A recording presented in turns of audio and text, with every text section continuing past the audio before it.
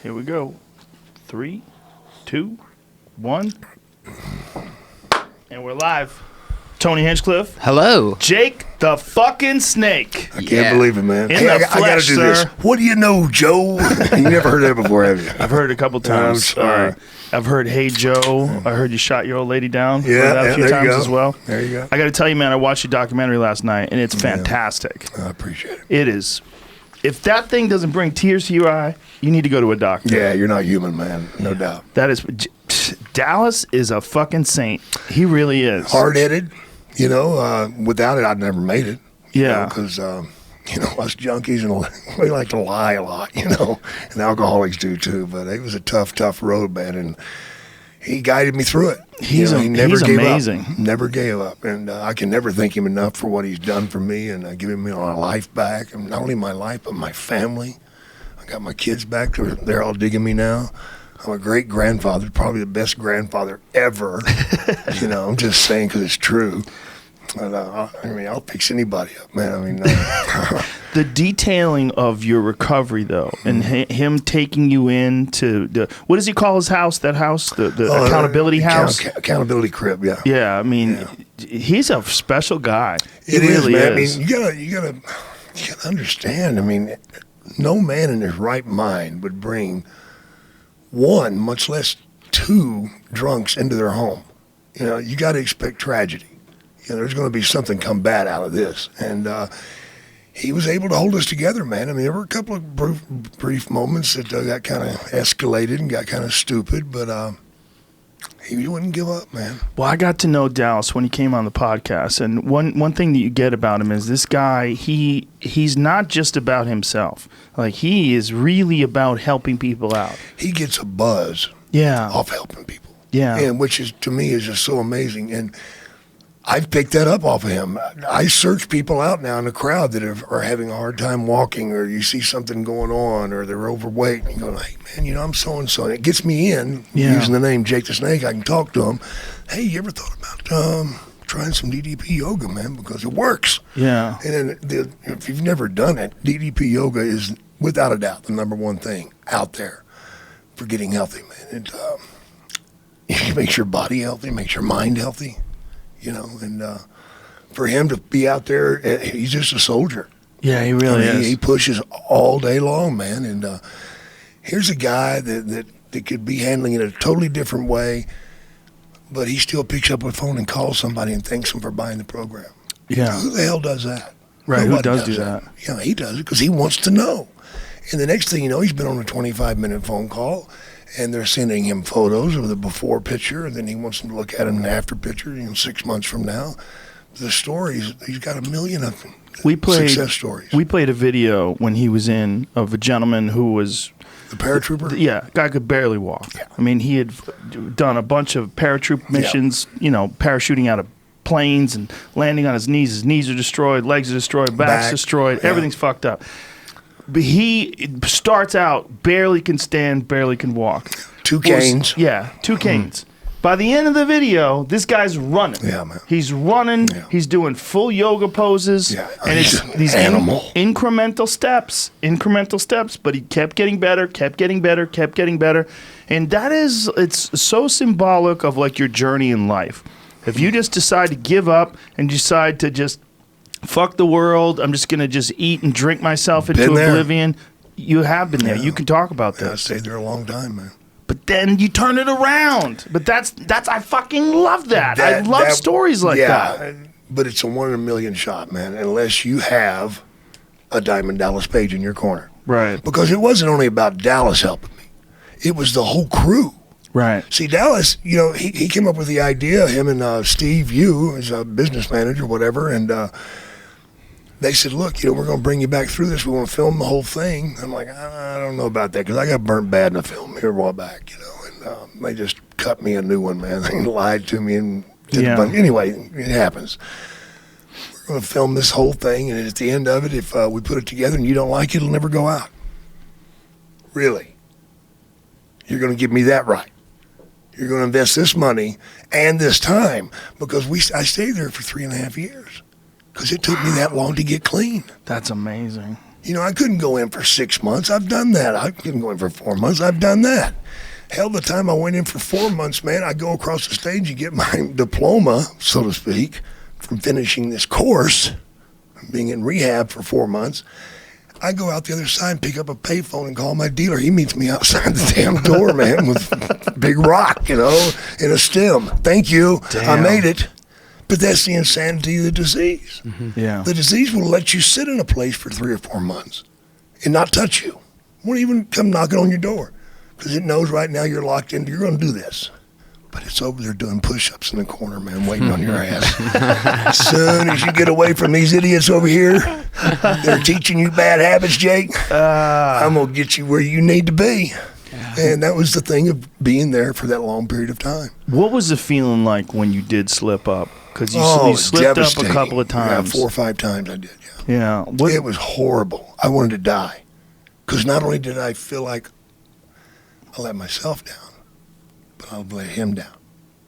And that really sucked. Because here's a guy that's opened up his wallet and said, you come live with me, don't worry about your damn bills, I'll take care of it. Excuse me? Oh, I'm damn sure in now. You know, you don't have to talk twice to me about this crap. Yeah, I'm moving in with you, but if you're going to pay all my bills, man, will I get healthy? But I never thought it was going to take 3 years. Wow. But see, he would take, you know, like if he had to go do a con or go do some music, you know, go do a movie or something, he had people that worked for DDP Yoga, specifically Garrett and a young kid named Dylan, who I really got the kid messed up, you know, because he had to share a room with me. I don't wear clothes, okay? And I guess it looked kind of freaky. You know, here's this old wrestler that I've idolized for years, and I'm seeing his junk, all gray hair and everything, and his junk is horrible. You're seeing the snake and the bag. I accidentally bent over picking something up right there by his bed. I had no idea my asshole was in his mouth. Oh. But, Dylan, he lived through some horrible things, and Garrett did too. But Dallas always made sure I was taken care of. You know, whatever he had to do, the first thing he had to do was take care of Jake. And he put me first. Didn't expect that. Who would? The solidarity and the camaraderie that you guys all have, and Razor Ramon as well, when you guys are all in that house together, like the experiences that you guys shared, working together, and then still in life, you know, you guys have a bond that's very, very, it's very hard for most people. They can't get it. Yeah. You know, it's like guys that are, you know, in the service together, man. There's just something that they become brothers in one, man. You know, and with Dallas, you know, the thing about him was he's never went down that addiction road. You know, he used to run nightclubs, but he never became an alcoholic. He's a freak. Okay, piss on him, screw him. He got a better card than I did. Okay, I get that. But I like my cards now, man. My cards now are awesome. My life is so good. To go from hell, because that's where I was at, man. You have no idea what it's like to wake up and be angry that you woke up because you didn't want to. You wanted to be over. And there's been so many years that were like that for me that I wouldn't go out shopping unless it was 3 a.m. because I didn't want anybody to see me. Because I'd gotten to the point that I hated myself so much that I'm begging God to die. When I would hear another wrestler had died, I'd get angry at God and curse him for not taking me instead. When Piper died, we were just talking about Roddy before the show started. Man, I was so pissed off that he got to go before I did. You know, and that's just wrong, man. I mean, even when I tried to OD a couple of times, you know, really tried. I took 100 Valium. Jesus Christ. 110 milligram Valium. Woke up, and all I've done is puke on myself. And I said, what a fucking loser you are. You can't even die right. You're a piece of shit. What kind of mind says that? It's a mind that's given up, man. Yeah. The torture that people put themselves through being an addict. People have the wrong idea about this shit, man. They think, yeah, they're over there getting fucked up, man. They're happy. No, we're not. No, we're not happy. We're not enjoying getting high. I quit enjoying getting high 30 years ago. But the problem was I couldn't live without it. I mean, I would feel like my heart was going to burst. I couldn't breathe. I was scared to go anywhere. It was horrible. Was it everything or anything? Like what was drawn? What was pulling you? What drug or what alcohol? Yeah, what was it? Booze? Was it for pills? me? It was more. It was everything. More of Just more. everything. I'm lucky I didn't get into heroin. You know, I probably wouldn't have beat that one, but yeah, I would have, because this is what I'm meant to be doing right now. But to go through 25, 30 years of doing cocaine, you know, That's amazing. you know, I thank Vince McMahon for affording me my addiction, because without it, I'd be in prison somewhere, because I would have killed somebody for my drug. No, without a doubt, I would have, you know, knifed him, whatever, man. That guy's got an 8-ball, what's this? Done. Life meant nothing to me, man. And he gets to a point where you put yourself in such a dark hole, there is no light. None at all. And it takes somebody that's special. You couldn't have sent me to rehab right then. Wouldn't have worked. I'd have been out in minutes. Even when Dallas offered me to pay the whole trip, and you'll move in with you, I'm going to feed you the best damn food on the planet. We're going to get you healthy. We're going to get the bullshit out of your system. I'm like, yeah. I'm going to last about a week. You know? Because I knew me, and I'm like, dude, if I make it a week, I'm going to be doing good. Because at the time, I couldn't do 24 hours without doing cocaine. Wow. If you wanted me to get up out of bed, bring me some cocaine. You know? Wow. That's where I was at. Because life was too ugly to want to go out there. When did it start? Did it start when your pro wrestling career started, or was it going on before then? No. The cocaine and alcohol was always there. I mean, I started drinking when I was 11 or 12. Whoa. My grandfather was an alcoholic, drug addict, because it started with an oil field accident. He got his legs crushed, and he refused to have his legs cut off, so he stayed in the hospital for 18 months. Well, back in the 1920s, the way that they fixed you was let it heal, then re-break it. You know, that's what they did. They didn't put bars and metal in there to straighten it out. They'd let it heal, then they'd re-break it a different way. Oh, Jesus. And they kept him on morphine for a year and a half. Well, at the end of a year and a half, they patted him on the back and said, see ya. He had a little itch going out there, didn't he? Yeah. Could he walk after that? He could walk. So it worked, but it took a To year a and a half. point, but to a year hooked up on morphine, Yeah. which back then, it wasn't like today. You can get on any corner. Right. He went to alcohol.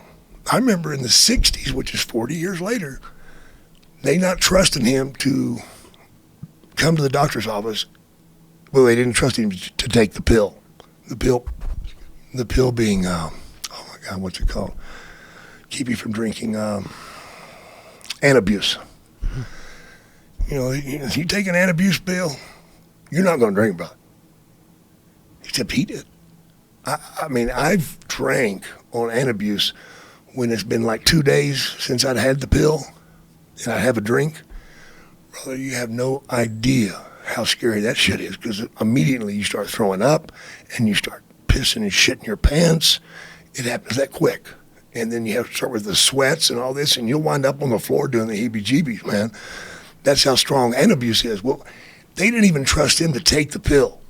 They said, no, you take a taxi to the doctor's office, and we'll give you a shot, because we know you're not going to take that pill.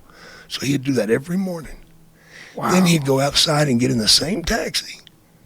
And because we lived in a dry county, he would take that same taxi over to the next county and get a fifth of whiskey, drink it before he got home.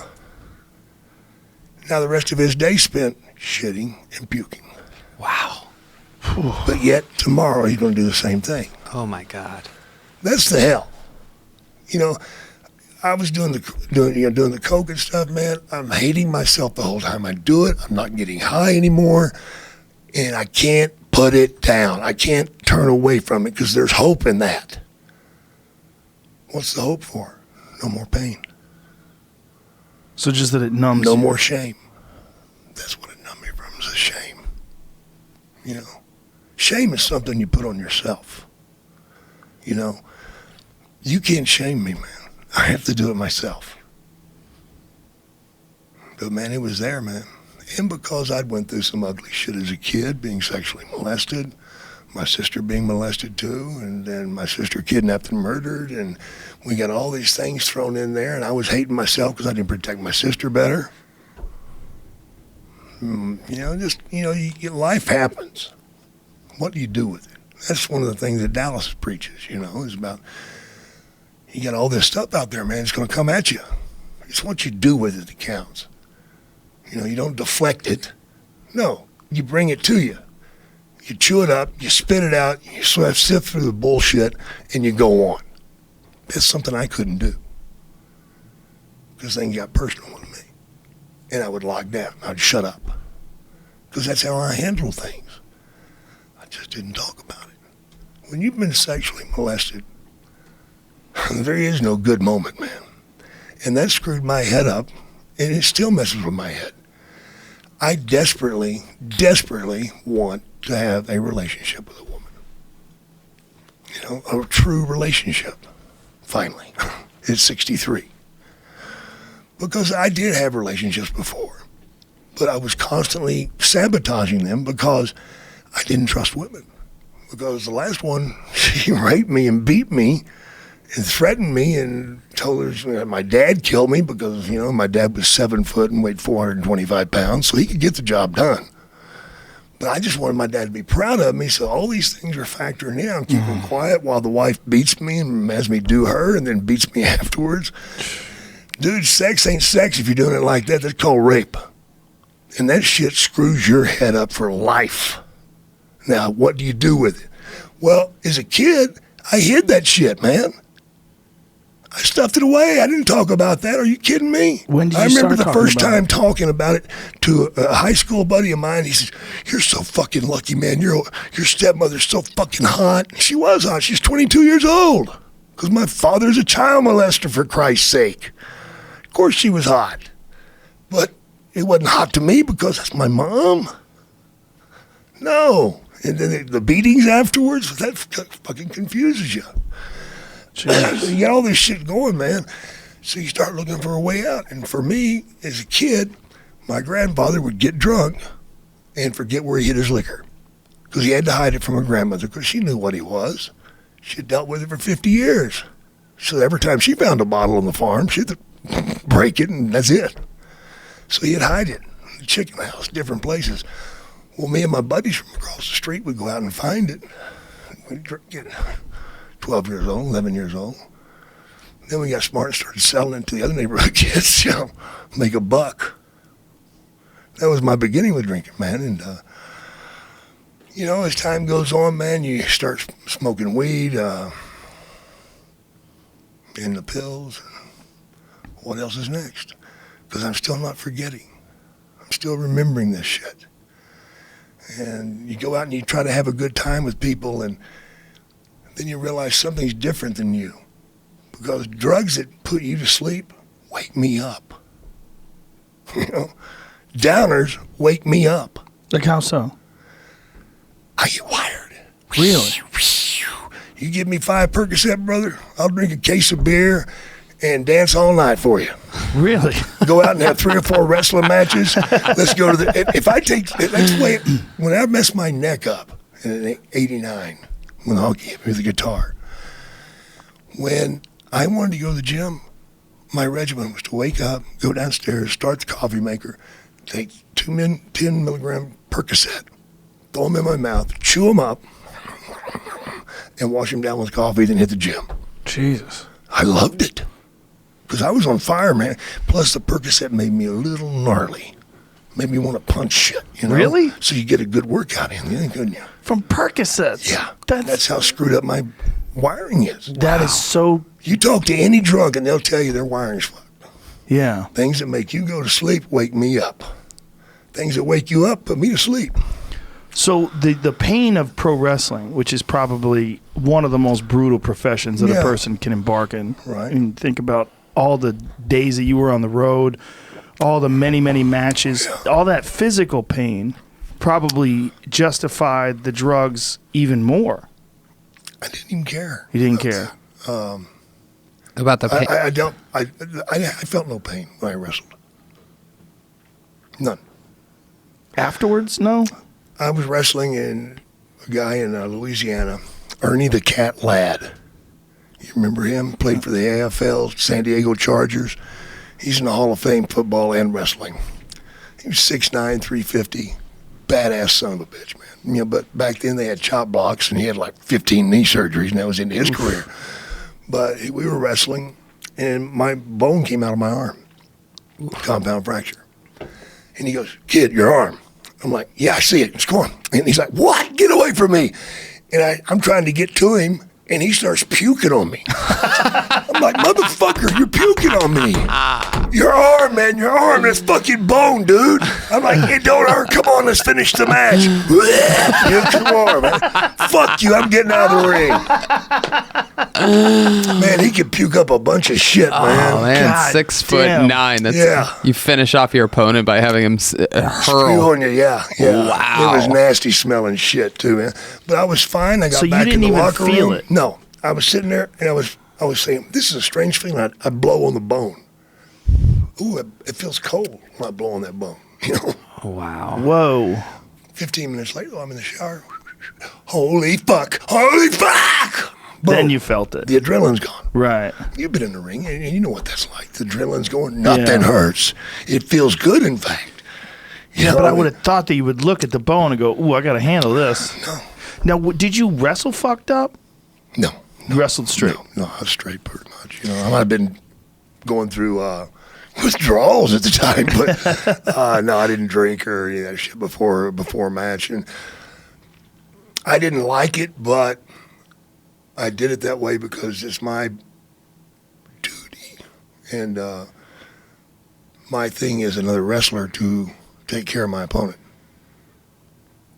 I noticed that after, if I have like a fun set or something like that, doing stand-up comedy, that I like to have, like if I tried something new and it went extra good, I like to have an extra drink or two that night. Would it be like that for you in wrestling? Would you get more messed up if it was like Madison Square Garden? No, not really. Or, No, I just did it till I went to sleep. You know, right. Because sleep was such a premium back then. You know, back in my day, we were wrestling 7 days a week. 7 days a week. Well, except for Saturday and Sunday. Then we wrestled twice on Saturday, twice on Sunday. Jesus. Like you might do the L.A. Coliseum at 2 o'clock, and then get in a rental car and drive to San Diego so you can do a 7 o'clock. Wow. The next day you might be in Omaha at 2 o'clock, and you'll be in Des Moines at 7 o'clock. Now you're driving all this in between. Yeah. You know, you fly, you drive. Well, with me, it made it even worse because I got to drag that fucking snake everywhere. 80-pound box of shit. Right. Be like trying to carry this around, with a bad back over there. Hey, folks out there, pray for him, man. He's over there hooing and mooing back here. He's making fun of young Jamie. Young Jamie, God, as a minor infraction. It's very difficult to talk about injuries when you're around Jake the Snake. I did not want to bring it up. Tony threw me under the bus. Yeah. He told me before when I first got here, he's like, I pulled my back the other day, but I don't want to mention it in front of Jake the Snake because it's embarrassing. It should be embarrassing. It should You know what he did? He tore his mangina. He sneezed and tore his mangina. It was a horrible sneeze. Jamie's a good man. I will not stand here while you disparage him. So It's obvious, though, isn't it? now, the snake. Was the snake a problem when you would get on planes and shit? It's a problem 24/7. You know? Would you keep it secret or would they let you on the plane with it? Oh, I never said anything to anybody. You know? You just brought it. I just I put it in a trunk. Uh-huh. And then I put a blanket around the bag, and then locked the trunk. Did you carry it on or would you check No, it? check it. Wow. That poor fucking snake. Yeah, no shit. That snake's like, why is it so cold in here? Well, because you're 40,000 feet off the ground, you dumb What's this fucker. goddamn noise? Yeah. Well, the snake, man, the thing is, you laugh about it, it's like, wait a minute. I got to trade the snake out after 10 days? Yeah, they can't take it. I'm like, really? So a fucking snake can't live through the fucking scheduling, but yet I'm asked to do 90 fucking days straight. So you had different snakes. Yeah, about every 10 days, which used to really be funny because people say, did you bring Damien? I'm like, if you notice that Damien some weeks is 5 foot shorter than the other Damien, it's not shrinkage, honey. Man. Yeah. So your 7 days a week would go on for the whole year? Yeah. God There's no damn, off they time, just man. worked you. Yeah, I wrestled Steamboat 93 days straight. And about 93 60 days in, I had to call my wife and get her to come take me around because I'd gotten dumbed out. to the point that I couldn't think. So I'd get to the airport, I'd know that they want tickets, but I have no idea where they're at, and I can't read anymore. I'd look at stuff to read, but it just wouldn't work. So I just hand them big fucking. Is it from exhaustion? Exhaustion. Wow. Yeah, exhaustion. You just get so beat up, man. Your body's hurting so bad. People say steroids. Man, we were taking steroids just to try to get healthy, to heal. Right. You know, that's what the shit was invented for. You know, for recovery. You know, that they invented it in World War II, I believe is what the story was, for the prisoners of war. Because they didn't want the American soldiers to come home looking like they did. So they put them on slow fucking boats and fed them for 3 months. And guys put on 30, 40 pounds. They say there would have been another war if they'd have brought those troops home, coming from concentration camps for the Germans or the Japanese, and we'd have seen them the way they were. And of course, now that you can see some of those old films of the way the Jews looked for them, they were being slaughtered and everything, and just a bag of bones was it. Mm-hmm. But they didn't want to bring those troops home, so they invented steroids and started popping everybody with that shit. Wow. And bring them back. But we did it really just to try to heal. Was it hard to get them? Yeah, right. Well, did they help you get them? Yeah, no. You had to get them on your own. Say they helped me, but I will tell you this. Okay, you said enough already. What they would do is we would get booked in Hershey, Pennsylvania. Now, when somebody told me this story first, I'm like, this is an old wives' tale, because shit like that don't really happen. You get to Allentown, Hershey, you go to the locker room, and all of a sudden somebody says, oh, they need to see you in locker room 3. What the fuck did I do? Then I'd go in there, and there's this doctor there, and he's got suitcases over here, boxes here, suitcases here, boxes there. What do you need, kid? Excuse me? What do you need? Up, down, what? Wow. What do you got, sleeping pill? Oh, Halcyon, those are good. I'll take, how many can I get? As many as I want? 300. Got them right here. Wow. Steroids. Yeah, absolutely. What do you got? I'll take that, and I'll take that, and I'll take that. It was, it was grocery shopping. And it used to be funny because the guys would all like, hey, Jake, you going to carry my shit for me? Because we'd be going to Canada. And I'm like, sure. It's going to cost you a percentage of your shit. Give me 10% of what you got. I'll carry it across the border for you. Jesus Christ. So you just roll the dice. I got 8 or 10 guys. I'm getting all their shit. Where am I hiding it? In the snake bag, for crying out loud. Oh, of course. You put that in the bottom of the snake bag. No one's fucking with that bag. No, and you get over there and they go, we need to check the back. Go right ahead, brother, but I'm going to tell you right now, I'm moving back. What are you moving back for? Because that motherfucker's pissed. He hasn't eaten in 3 weeks, and he's a little gnarly. Whoa. If he does bite you, when he does bite you, he's going to bite you. Try to hold still. Hold still? Yeah, because if you jerk, it's going to rip your flesh. Oh, which is true. Right. If they tell you if a snake bites you, whatever you do, don't jerk away. Excuse me, sir, your Rottweiler's chewing on my asshole. Would you please kindly remove him? No, you jerk and you fight to get away. You use different kinds of snakes too, though, right? Yeah, I use pythons and cobras. When you use the cobra, they defang them? Yeah, damn it. They devenomized them. They didn't defang them. They don't have fangs. No. Oh. Cobras don't have fangs. They have teeth. Oh, really? Yeah, it really sucks. So they bite you no matter what. They just didn't have any venom. It's like chewing if you ever fished and caught a catfish or something, you feel the spiny mouth. Right. That's what their bite felt like. But it doesn't matter what it feels like. It's what it looks like. Yeah, there's your cobra. There's the cobra there. And the viewers don't know that at all, especially when you're a little boy watching it. I mean, the Saturday morning that you sicked it on Macho Man Randy Savage affected an entire generation. That was the best nut I've ever got. There's no doubt. I mean, it affected me so deeply as a kid. To this day, if I'm ever laying around with a girl and I'm having a little problem in the wood ski department, you know, it happens at 63. You put that on. You know, and I put the video on, and instantly I'm kicking her ass, man. Really? Oh, brother. That gets you hard. Damn snake? straight, man. Why? Holy shit. Watch Look me. at him. Watch it. Right there. I mean, that was this was literally the ultimate bad guy putting a snake on a good guy. I mean, look at the look on that kid's face in the corner there. Oh, I know, it's great, isn't it? That's the best part. Looks like somebody just shoved a finger up his ass or something. Look at that kid is ready to have a goddamn heart attack. I bet you have a heart rate monitor on him. He'd be like He's 180 beats per minute. I had a conversation with one of my good friends, Pete. You know Pete? When he saw this. You have a good friend. Wait, Yeah. that's a great question I want to ask you.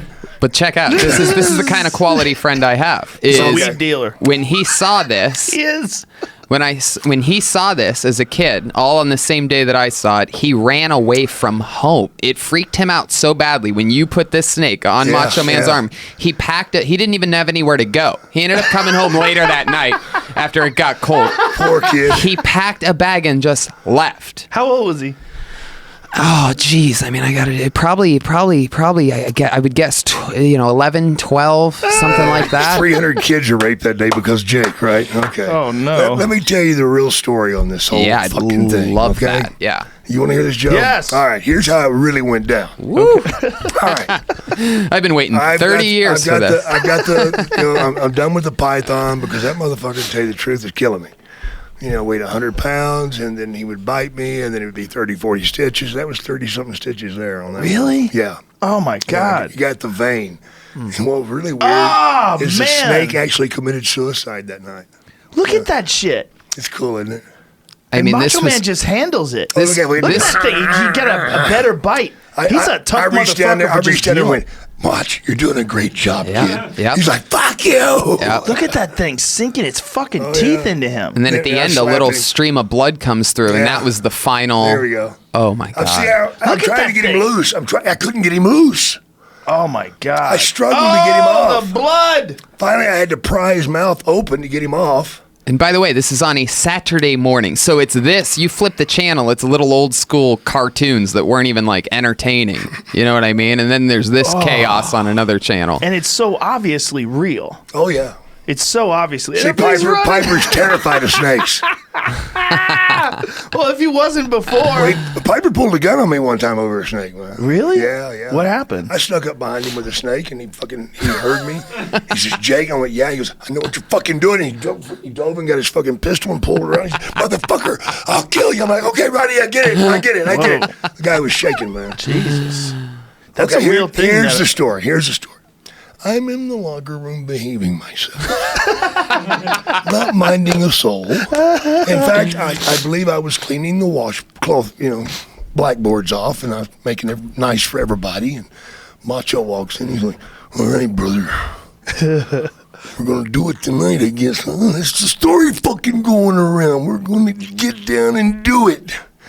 Yeah, dude, sounds great. He's like, "We gotta take care of a little business first, though." What? About the snake. Yeah. Has he been fixed or not? Fixed? You mean poisonous? He goes, yeah, that might be the fucking problem. I'm like, Randy, of course he's been fixed. He goes, maybe he has and maybe he hasn't. Stranger things have happened in the WWE. Somebody wants the Macho Man's Intercontinental Heavyweight Championship title. It's just they you put and a him. poisonous snake on him, and that fucking rest is history. Macho's dead. Snake's the champ. I'm like, dude, are you fucking... Cheek, I'm just telling you this. He has to bite you. Now. Whoa. I'm like, what? He goes, if not, we got to go at it right now, me and you. And he's up in my fucking face with his fist. I'm like, fuck, man, what the fuck is wrong with you? Don't play no fucking games, Jake. Get the fucking snake out. So I got the snake out, man. I'm like, you fucking psychotic motherfucker. I'm like, any special place you wanted to bite me, like my dick? What? And he's like, anywhere's good. How about the leg? I'm like, fine. So I got the cobra out and I pulled my pant leg up, shimmied him a little bit, and stuck my leg up there, and he fucking bit me. 3-4 seconds, let's go. Macho's like, now don't fucking move. Don't take no elixirs. Don't take no antidotes. Don't take no pills. Don't take no fucking Pedigerm 3 or any of that bullshit. You know, just fucking sit there. I want to see the poison go through your body. That's a great Macho Man Are you fucking impression. kidding me, man? And finally, after about 10 minutes, he's like, I guess you're going to be okay. Well, sorry I didn't fucking make you happy. You know, I could have died. If I'd known you want me to die, I'd die. You know, he's like, okay, but tonight, brother, do me a favor. Once the snake lets go of me, bring him back. I may want you to hook him back up again because I want this idea to fucking make us both some fucking big money. Yeah, can you dig it? Dig it. All right, we're out of here. And boom, he goes home. Wow. I'm sitting there like, motherfucker, you wait. I was pissed, man, because it's one thing to get bit in the heat of a moment, Right. but to sit there and fucking cold, have to hike your fucking pant legs up and let a fucking snake chew on you to make a motherfucker happy. Come on, give me a break, bro. You're Right. asking a lot. So If all those people were there, it probably yeah, feel, it wouldn't have hurt. feel It wouldn't have less. hurt. I wouldn't Yeah. have felt anything. Right. But to sit there and like in the locker room, cold, really, no blood's pumping, nothing. So I remember during the match, we do the match, and boom, boom, boom, comes time. Tie him in the ropes, get the snake out. And, okay, let's make sure he's a little unhappy. And so I turn my back to Macho Man. He doesn't see me, and I fucking paintbrushed the hell out of this fucking snake, man. I pounded that motherfucker. When I hit him that second time, his fucking mouth flew open, brother, and he's looking for anything to fucking bite. Just, you know, and I just went, whoa, and took him to Macho Man, and boom, he latched on. And he's chewing. I'm like, Macho, you're doing a great job. He's like, fuck you, goddamn old motherfucker, you know. Wow, Randy, you look so believable. Oh, goddamn, you know, and he's going fucking nuts. What did they do to the snake? Did they remove the poison glands? They removed the venom sacs, yeah. So there's no venom in its body at all? No, damn it, they replaced it with fucking stuff they use for implants, man, you know. Well, they use Saline. Silicone? Silicone. Oh. Yeah, saline tonic, better too. So they just cut them out? It's just like an operation Yeah, or they something cut like them that? out and fill them with silicone, man, so they can't regrow them. Oh, wow. Yeah. Wow. So they can't, otherwise they would regrow them? Yeah, they'd What a regrow 'em. creepy fucking animal, huh? Wow. Frightening, Oh, especially as a kid. And that did shoot you guys up a big level. It did. Oh, yeah. I couldn't imagine. Yeah. What year is this? What are you talking about? Oh, 91. Wow. Yeah, it fucking rocked the world, bro. Yeah. Yeah, I mean, Mine, for too. a little kid to watch a real snake, an actual cobra. I couldn't get laid for months, man. Really? Yeah, I know that fucking snake's in your room. You're not fucking lying to me. Oh, come on, Wow. baby. Please, baby. You know? And you really did have the snake Yeah, in your of course room. he was in the room. In You the know? bathtub. Yeah, usually in the bathtub, playing in the water. Oh, wow. Which, Oh, now, Jesus. you know what it's like 4 o'clock in the morning for a fucking drunk junkie to walk in the bathroom. Now, I'm paranoid as a motherfucker anyway because I'm fucking on all this shit. And now I got to look down at a 15-foot snake that's fucking got his mouth open looking at my fucking little dick. Are you serious? I'm not pissing. What do you mean I got to take a shit? Nah, not anymore. So I go in the other room. I piss in a fucking bottle. Oops, I missed. What the fuck? Just pissed on the floor. Wow. Yeah, don't walk in my room barefooted. You know, squish, squish. What did you feed it? I didn't. You didn't. He only out there for 10 days, so So what? How often do they eat? once every 6 weeks or so. Oh, really? Yeah. So Wow. really the action and the flying and everything, they would only live for 10 days? Yeah, they had to get them off the road and let them heal because a snake's lungs go the entire length of their body. And they're very tiny. So they get pneumonia really easy. Of course, being in minus 40 doesn't help either. You know, but they do get pneumonia real easy. Would you have to get a new snake? Was that your They had a responsibility? guy- we had a guy in Stamford, Connecticut. He was Charles Manson revisited. This guy was a freak, brother. Stamford, Connecticut's a weird place. Okay, he had a farm in town, Connecticut, What? and they did not In know Stamford? that he had over 1,000 snakes in that farm, on that building, and about 150 of them were poisonous Oh, jeez. because he was collecting venom for different pharmaceutical companies. But I remember one time having to get a snake from him, and he flew it to Omaha, and you know he'd been working with me for a couple of years. And I said, Albert, man, I'm gonna take care of you tonight, bro. He goes, well, what is it, Jake? I'm like, I'm gonna take you to the strip joint. He's like, well, it's not necessary. I'm like, I know it's not necessary, man, but hey, brother, let me take you out. So we get there, man. And he's just kind of like sitting there with his head down towards the table looking at his beer. He hadn't drank much of it. I'm like, I gotta get this motherfucker going, you know? So I said, dude, you pick her out. If she'll take a price, I'll pay for it. In other words, I'm going to buy him some pussy. He goes, no, Jake, I'm just going to dig my snakes, man. Whoa. Excuse me? I just want to go back to the room and play with my snakes, man. That's just kind of what I like to do.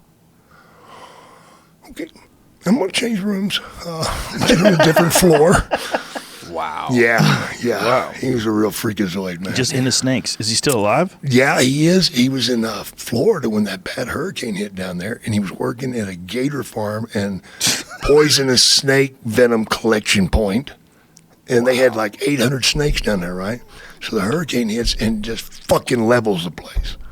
Well, I'm calling for days trying to get a hold of him, see if he's all right. And I finally get a hold of him. I'm like, dude, why are you so fucking happy? He goes, I'm having the best time of my life, man. This is fucking like God's made this especially for me. I'm like, what are you talking about? He goes, I get to find all those snakes. I'm like, you get to find them. Let me think. You're going to dig through all that shit. All that shit and lift up stuff and stick your hand down in holes and shit to find these poisonous snakes. Yeah, man, it's cool, isn't it? It's cool, isn't it? I'm like, fuck you, Albert. You're fucked up, man. What is it with Florida and snakes? He's from Connecticut, man. Whatever. But I know, but he went to Florida. It's like it draws him there like a magnet. He was in Connecticut, man, and they asked him to go do a thing for the boys club. You know, introduce them to snakes and blah, blah, blah, and be great, you know, for the 8 to 12-year-olds. So he gets in there and he's talking to them about this Mexican rattler. Now, first thing you know about snakes is this. They can be poisonous. And a poisonous snake's children, what happens there? They're not healthy. They will hurt you. They can kill you. Yes, that's right. So that's why you should always keep your... Oh my God. Hold on. Okay, look, he's accidentally bit me. You know, I've been bitten now, so I'll tell you what I'm going to do. Somebody call 911. I'm just going to explain to you what I'm feeling right now, so if you ever get bitten, you'll know what you're going to expect to feel after you've been bitten.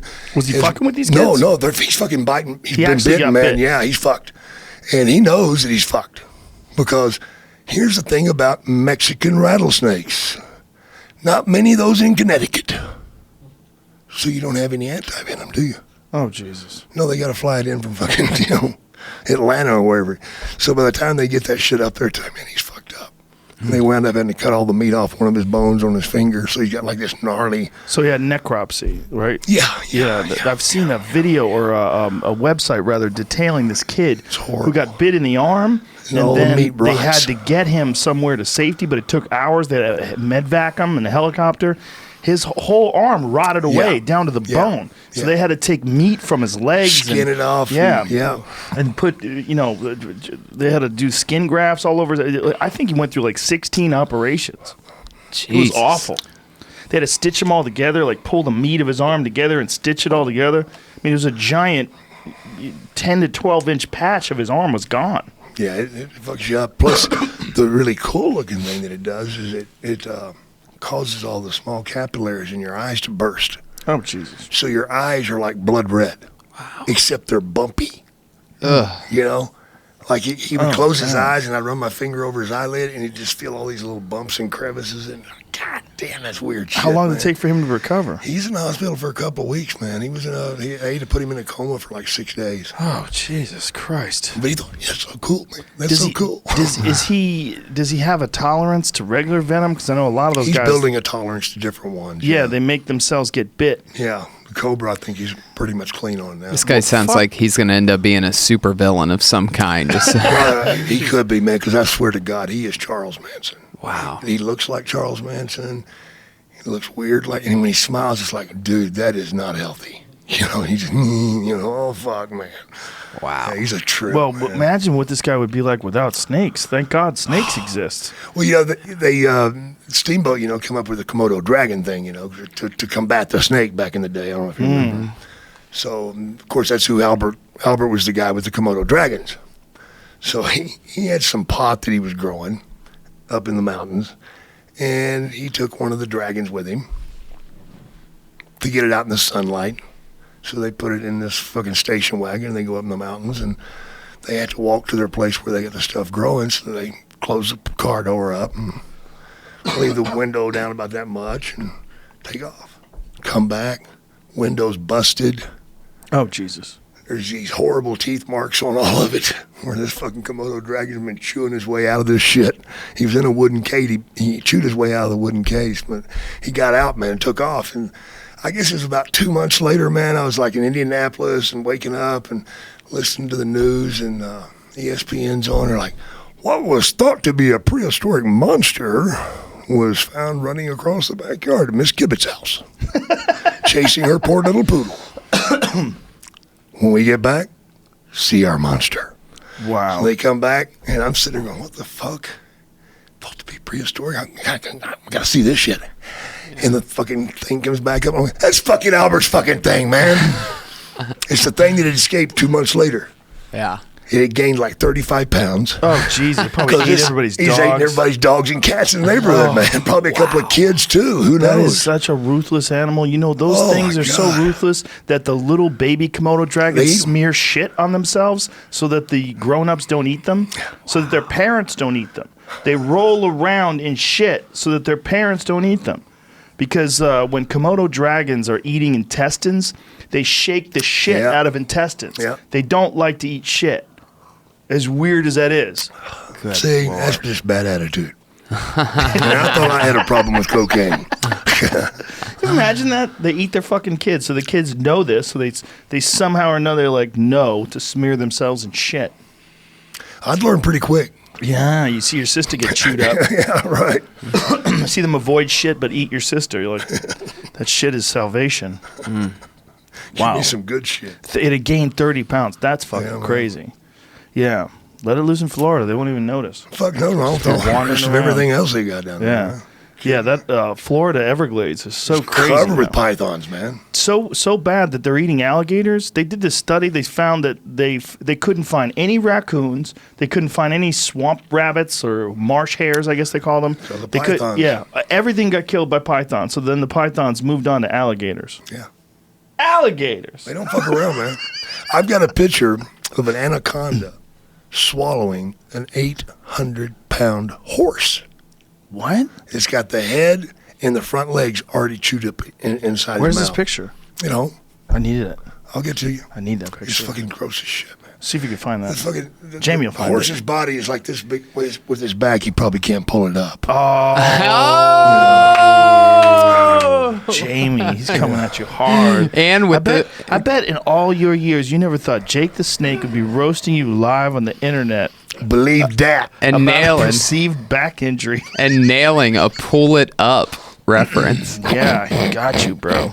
I'm not just a short face and a pretty dick. No. Pretty dick and a short face. Short dick and a pretty face. That's it. Did you ever loathe the day that you came up with the gimmick of having snakes? Oh God, yeah. I would imagine it would be such a pain in the ass to see everybody else just traveling solo. Yeah. Here's the thing. I come up with this idea like in 1975. Wow. Because I was listening to Monday Night Football and they were talking about Kenny Stabler. Remember him? Played for the Raiders. I remember the name. Left-hand quarterback, man. Sling it, and boy, he could sling it, man. And he also liked to party, man. So I dug him, man. You know what I'm saying? He's like, this motherfucker's cool, brother. I mean, on Super Bowl Eve, he took all the linemen with him out to the bars. They didn't show up till 4:30 in the morning. Super Bowl Eve. Yeah, here's the thing. Did the coach keep them from playing? I don't think so. No. But he did tell them, you better fucking win. Yeah. That's all that what's his name told him. You better fucking win. Because if you don't, tomorrow's your last fucking day. You know? Oh, yeah, and Stabler took him out there and they won the game, you know.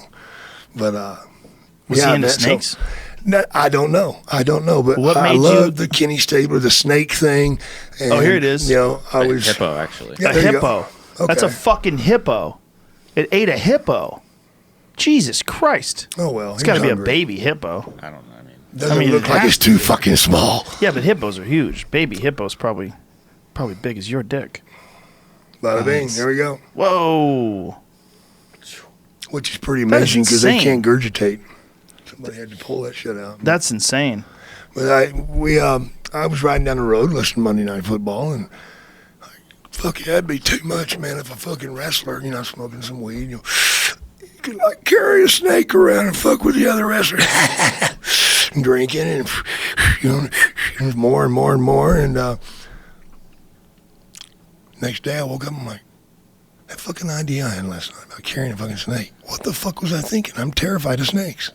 Because I'm terrified of snakes. But how do you connect that to the football player? Because he was Kenny the Snake Stabler. Oh. They call him the Snake. Oh. And he was just badass, man. I wanted to be the Snake too. So. And you were already Jake Roberts? No, I wasn't even Jake Roberts then. And then I looked for a name with Snake. Yep. Blake the Snake. Nah, I don't know. You know.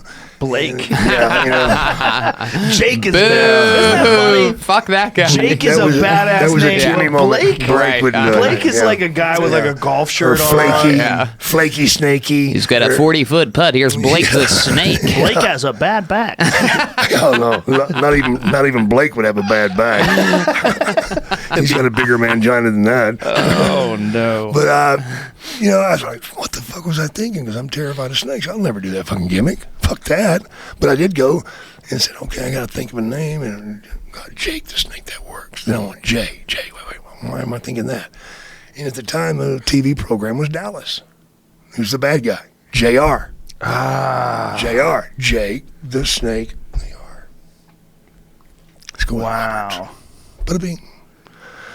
And I came up with Roberts. And the rest was How'd you get a history. snake? Well, after years of throwing it up there occasionally and getting, are you fucking serious? Wrestling is not a fucking circus. The fuck it ain't. Right. Excuse me, Bill Watts, you fat fuck. Thieving bastard. But this is before Vince. This is before you're in the WWF. Yeah. So what organization was this with? This was Mid-South. And they just fucking, told me under no certain terms will you ever, wait a minute, you don't want me to carry a snake, but the guy I'm wrestling's got a fucking hockey mask on, and every night he fucking headbutts me with it, and you have me carve my fucking forehead open so he can bleed everywhere, but it's not a circus. I get that, totally. You betcha. So blow it out the window. Then I went to fucking New York, and that's when Vince hit me with the, you're going to be wearing purple or lime green spandex, which I said, I ain't no fucking faggot. I'm not wearing that What shit. year was this? With Vince? 85, 86. People forget how long Vince has been in the game. Yeah, Oh, hell yeah. He bought that guy out. The guy, his Bill dad. Watts, Yeah, he bought them all Mid-South.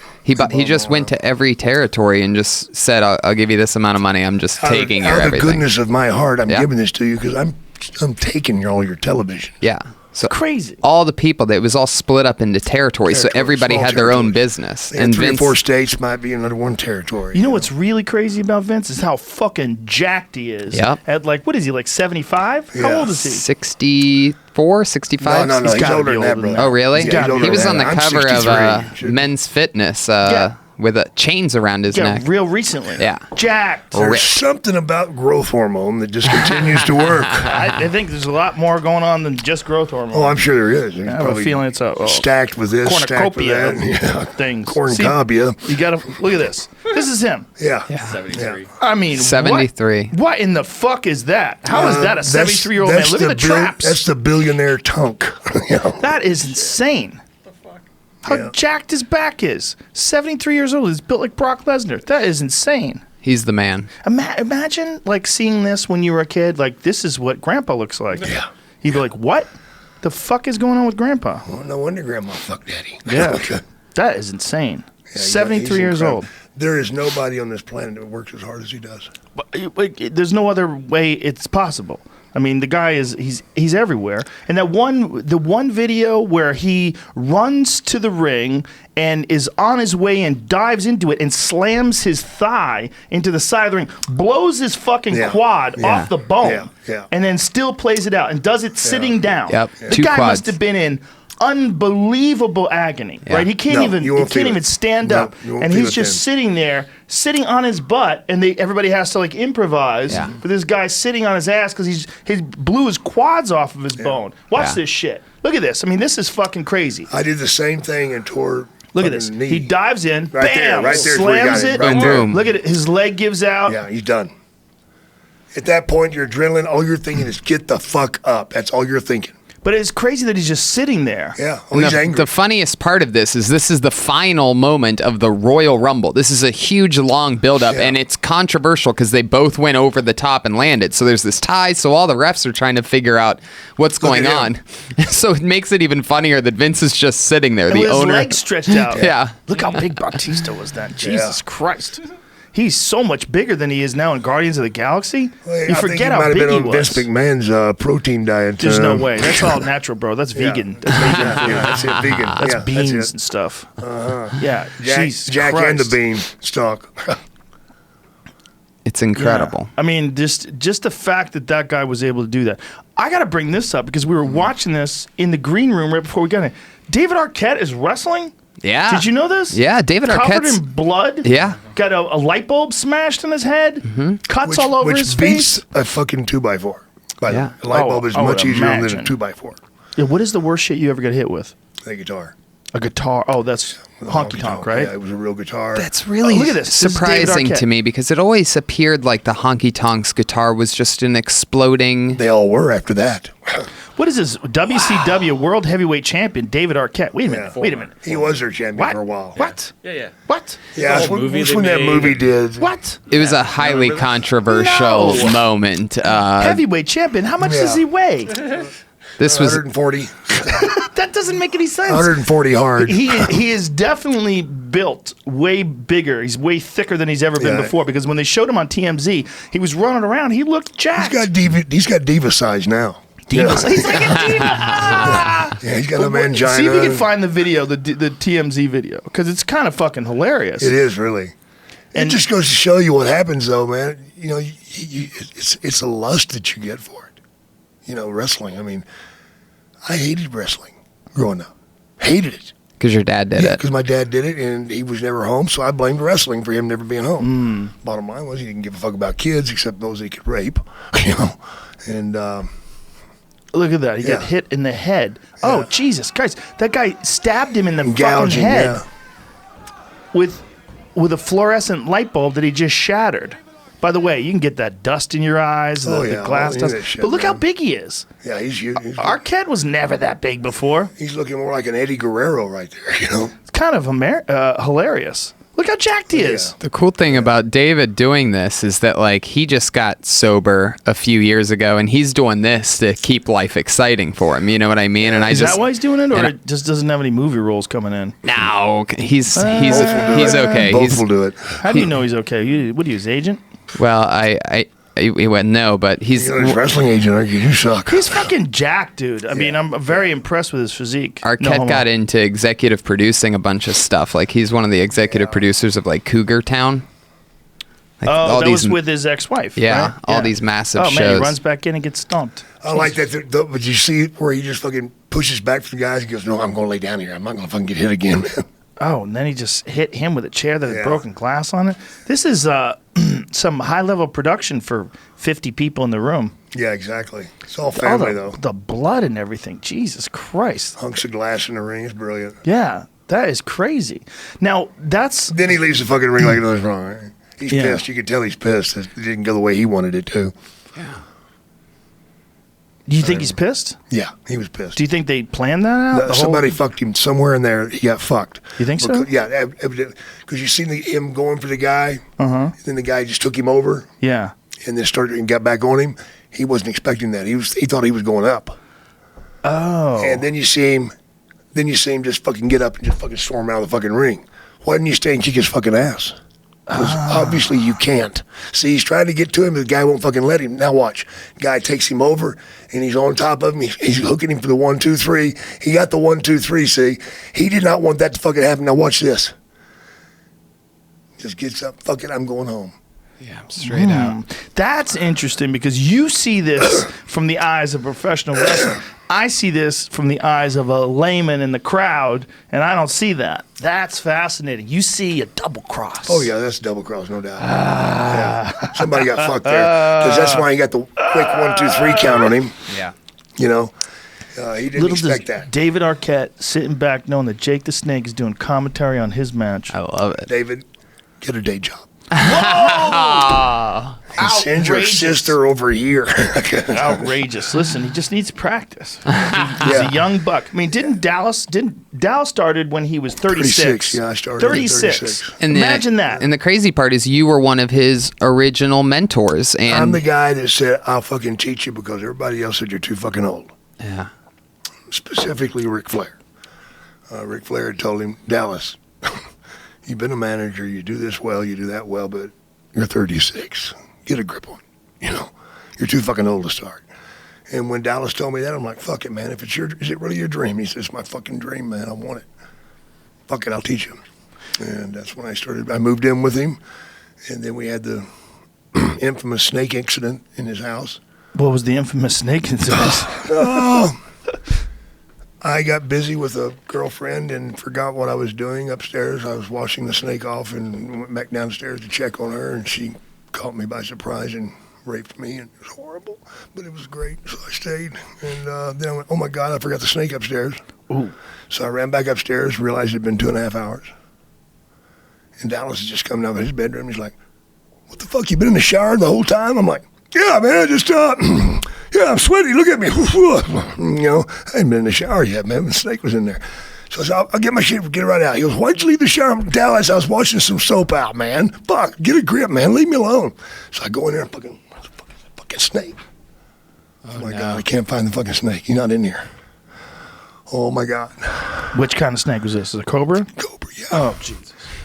They had three cats. Oh, no. Yeah, that's what I thought too. Oh, no. So I started looking for it. Then I had to fess up to Dallas what was going on. Like, dude. You know, you got to find that motherfucker. My wife will be home in 20 minutes. I'm like, what? Holy shit. You know, I'll fight any man, but fucking woman, hell no. They will fuck you up. I run from women. They fuck you up, man. They wait till you're asleep and shit. Fucking come fuck you up again. Because we have dicks, we think, you know, they love me because of my dick or whatever. And you give them an in because they're going, I'm going to take care of you so much. And then you fall asleep. Axe murder, here we go. Whoa. I've been married 3 times. Your experience is very different than mine. Well, I've had 3 successful marriages. Nobody died. I did 13 years with my first wife, 13 years with my second wife, 4 months with my third. So I'm getting better, a lot better. But it sounds like you're talking about prison. I did 13 years. Whenever someone says about marriage, I did 13 years. That's like Sam Kinison in 86. That goes back to my experience. Right. You know, and my experience is unfortunate because what I've been through, I let a woman get this close to me. We're about to getting real, which is what I really want. But then I got to push you back because Can't handle it. I can't handle it. I want to get back to this, but I want to find out what happened to the cats. Okay, well, long story short, I couldn't find them.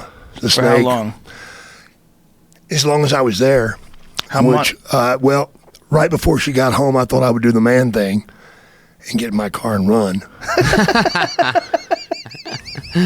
That's what I did. That is what you did? Fucking right. Wow. Brother, I had a slick fucking 84 Corvette that I knew would not look good with high heels going up and down it. Right. Because that bitch, I mean, that wonderful lady, she was a wonderful, wonderful woman. She was going to fuck you up. She's going to fuck everybody up. Right. And if I'm not sleeping with you, you're not going to talk shit like that to me. Right. You know? That's true. I'll listen to it if I'm sleeping with you. But that was it. I had to leave. I came back 2 days later, in my defense. 2 days later. Okay. And when I got there, I see all these workmen carrying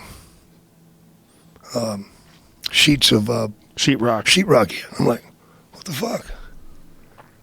And then Dallas had told me they were going to do some remodeling downstairs. And I'm like, oh, they're working on my fucking room, right? That's so cool, man. I'm okay. He's like, dude, you got 15 minutes to pack your shit and go.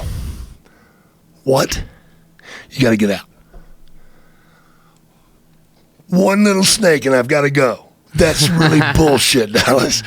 And, yeah, they couldn't find the snake either, so they wound up calling some people, professionals. And the only way they found it was by tearing out several walls.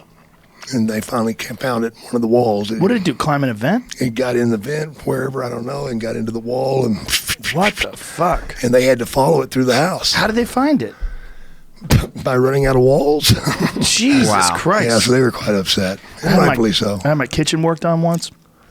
And after they sealed the drywall in the back, I heard meow, meow. Snake is inside. Meow. No, my Cat's fucking inside. cat. So my cat Spaz. I was like, Spaz. She's like, meow. That's where it I'm got like, the name. Oh, shit. I'm like, she's in the fucking wall. So I had to go get a hammer, and I had to claw open the wall and then pull her out, covered in fucking That's dust. when they hit the music. Boom, boom, Yeah. boom, boom, boom, boom, boom. It's a sweet cat. I had that cat for 19 years. Wow. Yeah. Let me tell you what happened. Here I am in Australia. This is like 1993 or 4. And there's a Japanese superstar named Thunder Juice and Liger. I mean, just top of the top, brother. So he's on tour with us. No problem.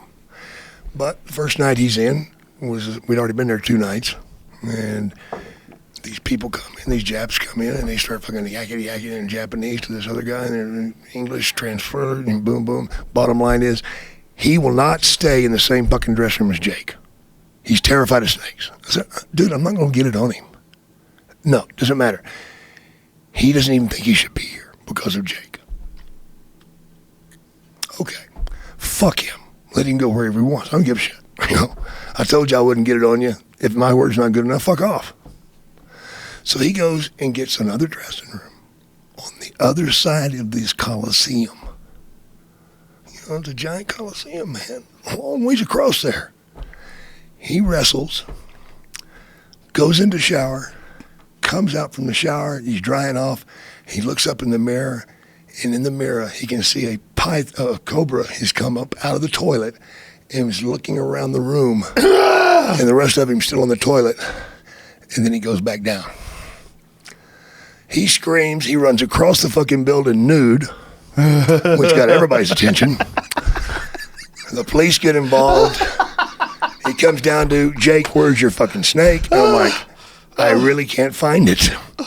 So he had gotten out of my locker room and went into the toilet and took off and come up in that toilet over there. Jesus But that fucking Christ, guy it got found on him. a fucking airplane that night and went the fuck home. Imagine if the snake my sensed God. that he was scared of Sure him, he did. and then went and found him. the place where there was the most You're fear. the one. Yep. Yeah, I wonder if a snake. I mean, it only makes sense. Oh yeah, they can right? sense your fear. That's yeah. they would go after prey animals, right? Prey animals are terrified of them. They probably have a sense of fear. Through the fucking toilet. You imagine that? Goes through the toilet? I mean, I still have horror stories and bad memories of sitting on a toilet and a snake just bite me in the balls and the ass and That stuff. happened to you? No, but I had those fucking dreams come to me because I had Jesus. those snakes all those fucking years, man. Well, especially after that, knowing Oh, that they yeah. can travel that way. Oh, they can. How'd you get the snake back? I didn't. I left him over there in fucking Australia. I couldn't get him back. Sorry. Now he's taking over the country. Jesus Christ, where's that fucking snake? Yeah, it's in Melbourne. Wow. That's where I left him. How long do those things live? A long time. Like how long? 30 years? 30 years. So it's probably still alive. In the toilets Maybe. of that auditorium. Wonder if he goes down. Looking around and eating ass, man. Can you imagine some poor woman sitting down on the toilet and she's like, ooh, that feels good. Oh, wait a minute, that's not right. What is Wow. Wow. The old snake up the ass trick. Climbed in the fucking toilet and went to the one guy that was terrified Yeah. of him. Unbelievable. And you remember when we did the Andre thing, right? I mean, Andre was supposed to be afraid of the snake, Oh, yeah. and he faints and fakes a heart attack, and he's, laying there. And poor Bobby Heenan. Bobby Heenan's over there checking and pounding on his chest because he's supposed to act like he's had a heart attack. And somebody goes, give him mouth to mouth, Bobby. And Bobby's like, are you fucking kidding me? that fucking giant breath that you had, man, from drinking. Giant breath. Brother, I love the giant to death, man. I mean, when I first got into wrestling, I was refereeing like in 1974 or so. And they came to me and they said, look, you're not refereeing tomorrow night, but we want you to drive Andre around. Why? So you were a referee before you were a pro wrestler? Right. Wow. Which is actually the best way to start. Could you get a feel of it? You get a feel of it. You learn how to feel people, and you learn how to judge people. You learn how to read people. In the crowd, you can read them. But so I got the take care of Andre thing. They gave me a van. Said Andre will sit in the back. Got him a beanbag chair. Just take him to the building. He'll do his thing. Give him a ride back to the hotel. Cool, 70 miles, no problem. 80 miles, whatever. So we get through the show, and he's like, beer. Okay, he talks, he walks, you know. So I stop and get him beer. I'm like, I'm going to get a six-pack my damn self there, Andre. And he goes, 2 cases. It's an 85-mile trip, man. Yeah, 2 cases. I'm like, fuck. 2 cases? I guess he wants some for his room, right? So we get back in the van. We start driving.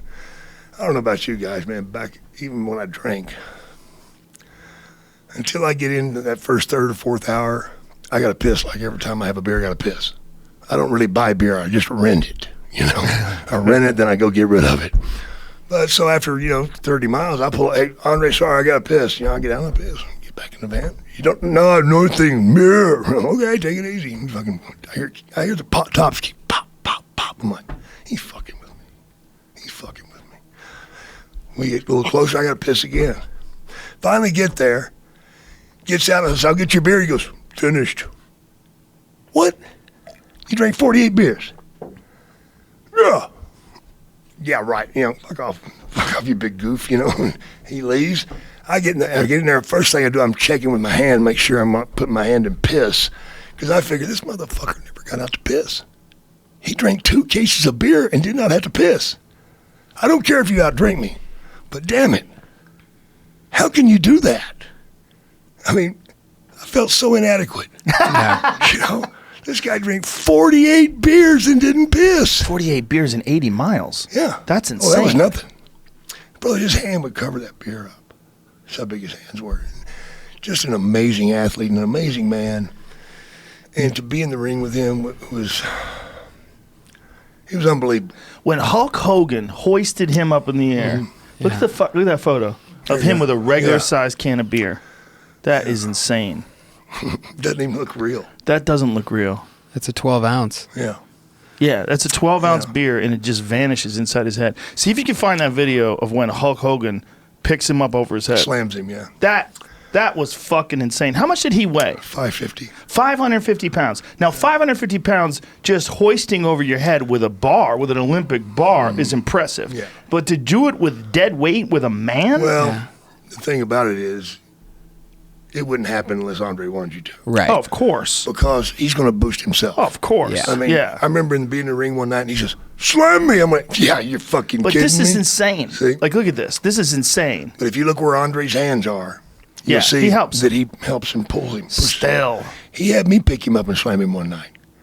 And he's like, slam me. I'm like, no fucking way. I thought he's kidding. No, yes, sir. And I went under, and all of a sudden, he's here. And I'm like, holy fuck, I've got him. Still insane. He would use And that then my athletic legs- energy yeah, for that. Then my legs just started to fucking buckle. Yeah, you got to drop them fast. Hogan Well, weighs Hogan was a Hogan's 300 giant. pounds there. At look least, look right? how big look how and big the giant is. jacked. But Hogan was fucking jacked. Oh, yeah.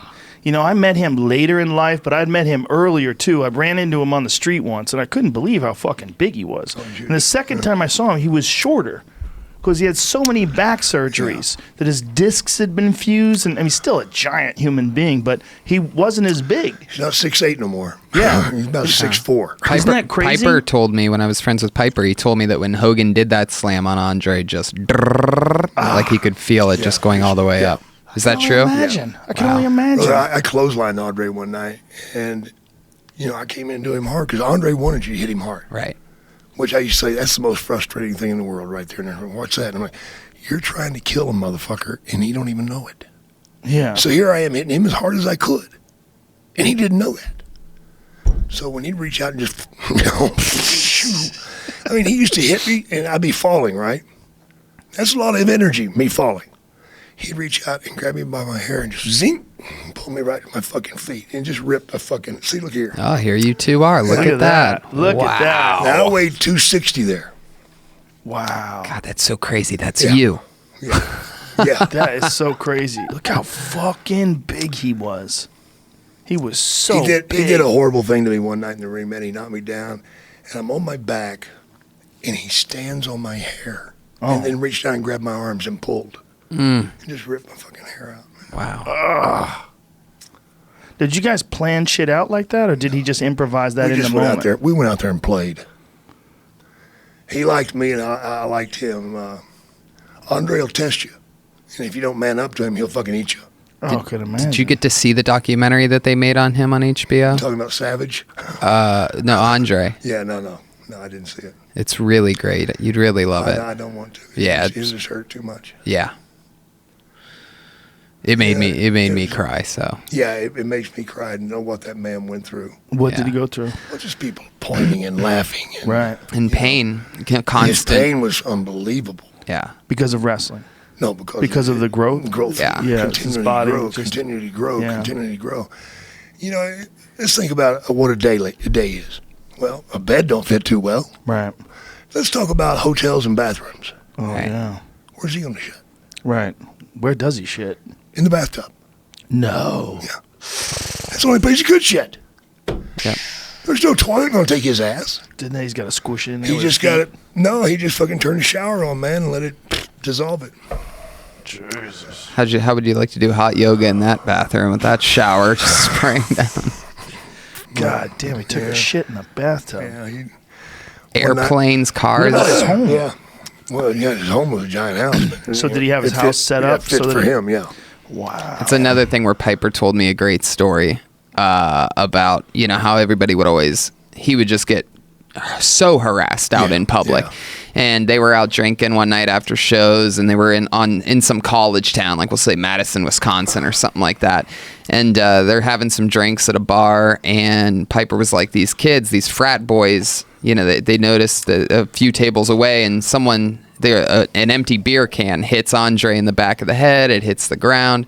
Andre looks around, whoa, and they're hanging out. A couple minutes later, another empty beer can hits Andre. He growls a little bit harder.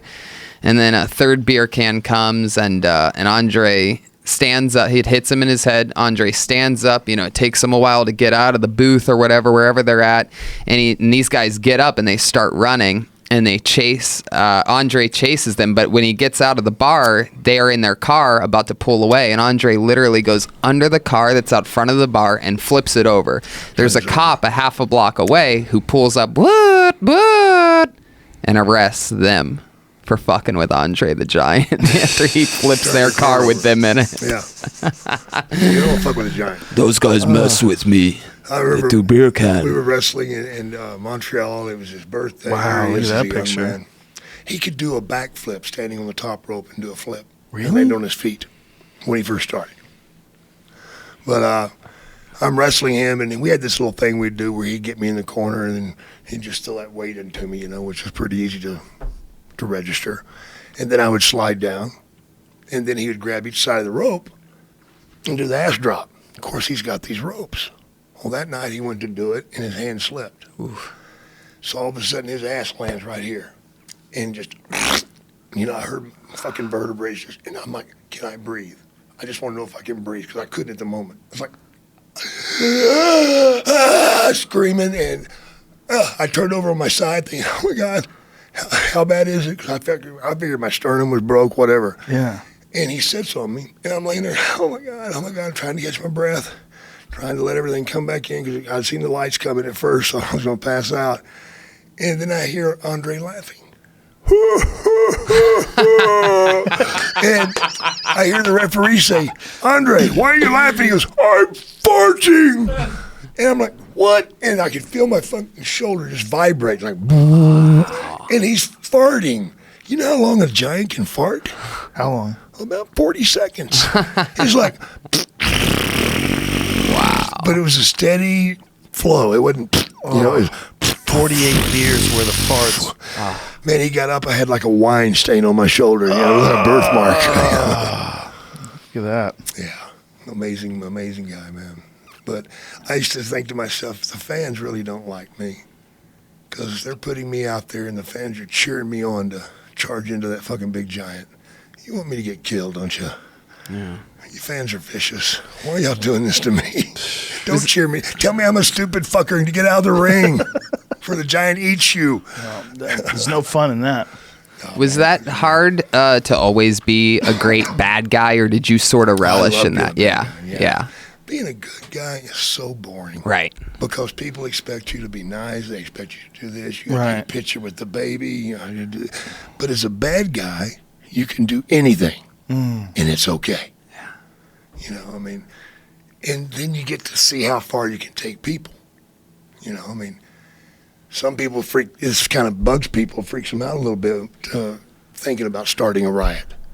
But that's when you know you've done your job right. When you can get people to step out of their comfort zone and come into the ring after you.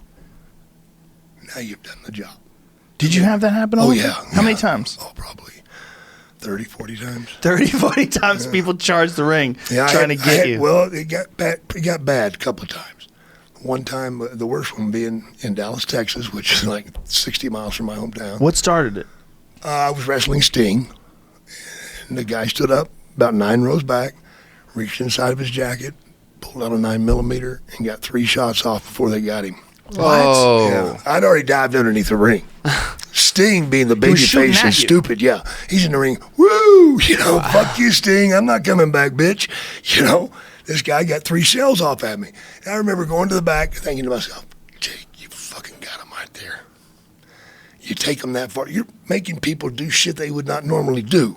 Because Did they get the guy? Them off. Yeah, they got him. But here's what, they brought him to the back and they're like, Jake, do you want to press charges? I'm like, press charges? No, just reload the motherfucker and put him back out there. What the fuck do you think, press charges? Of course I want to press charges, man.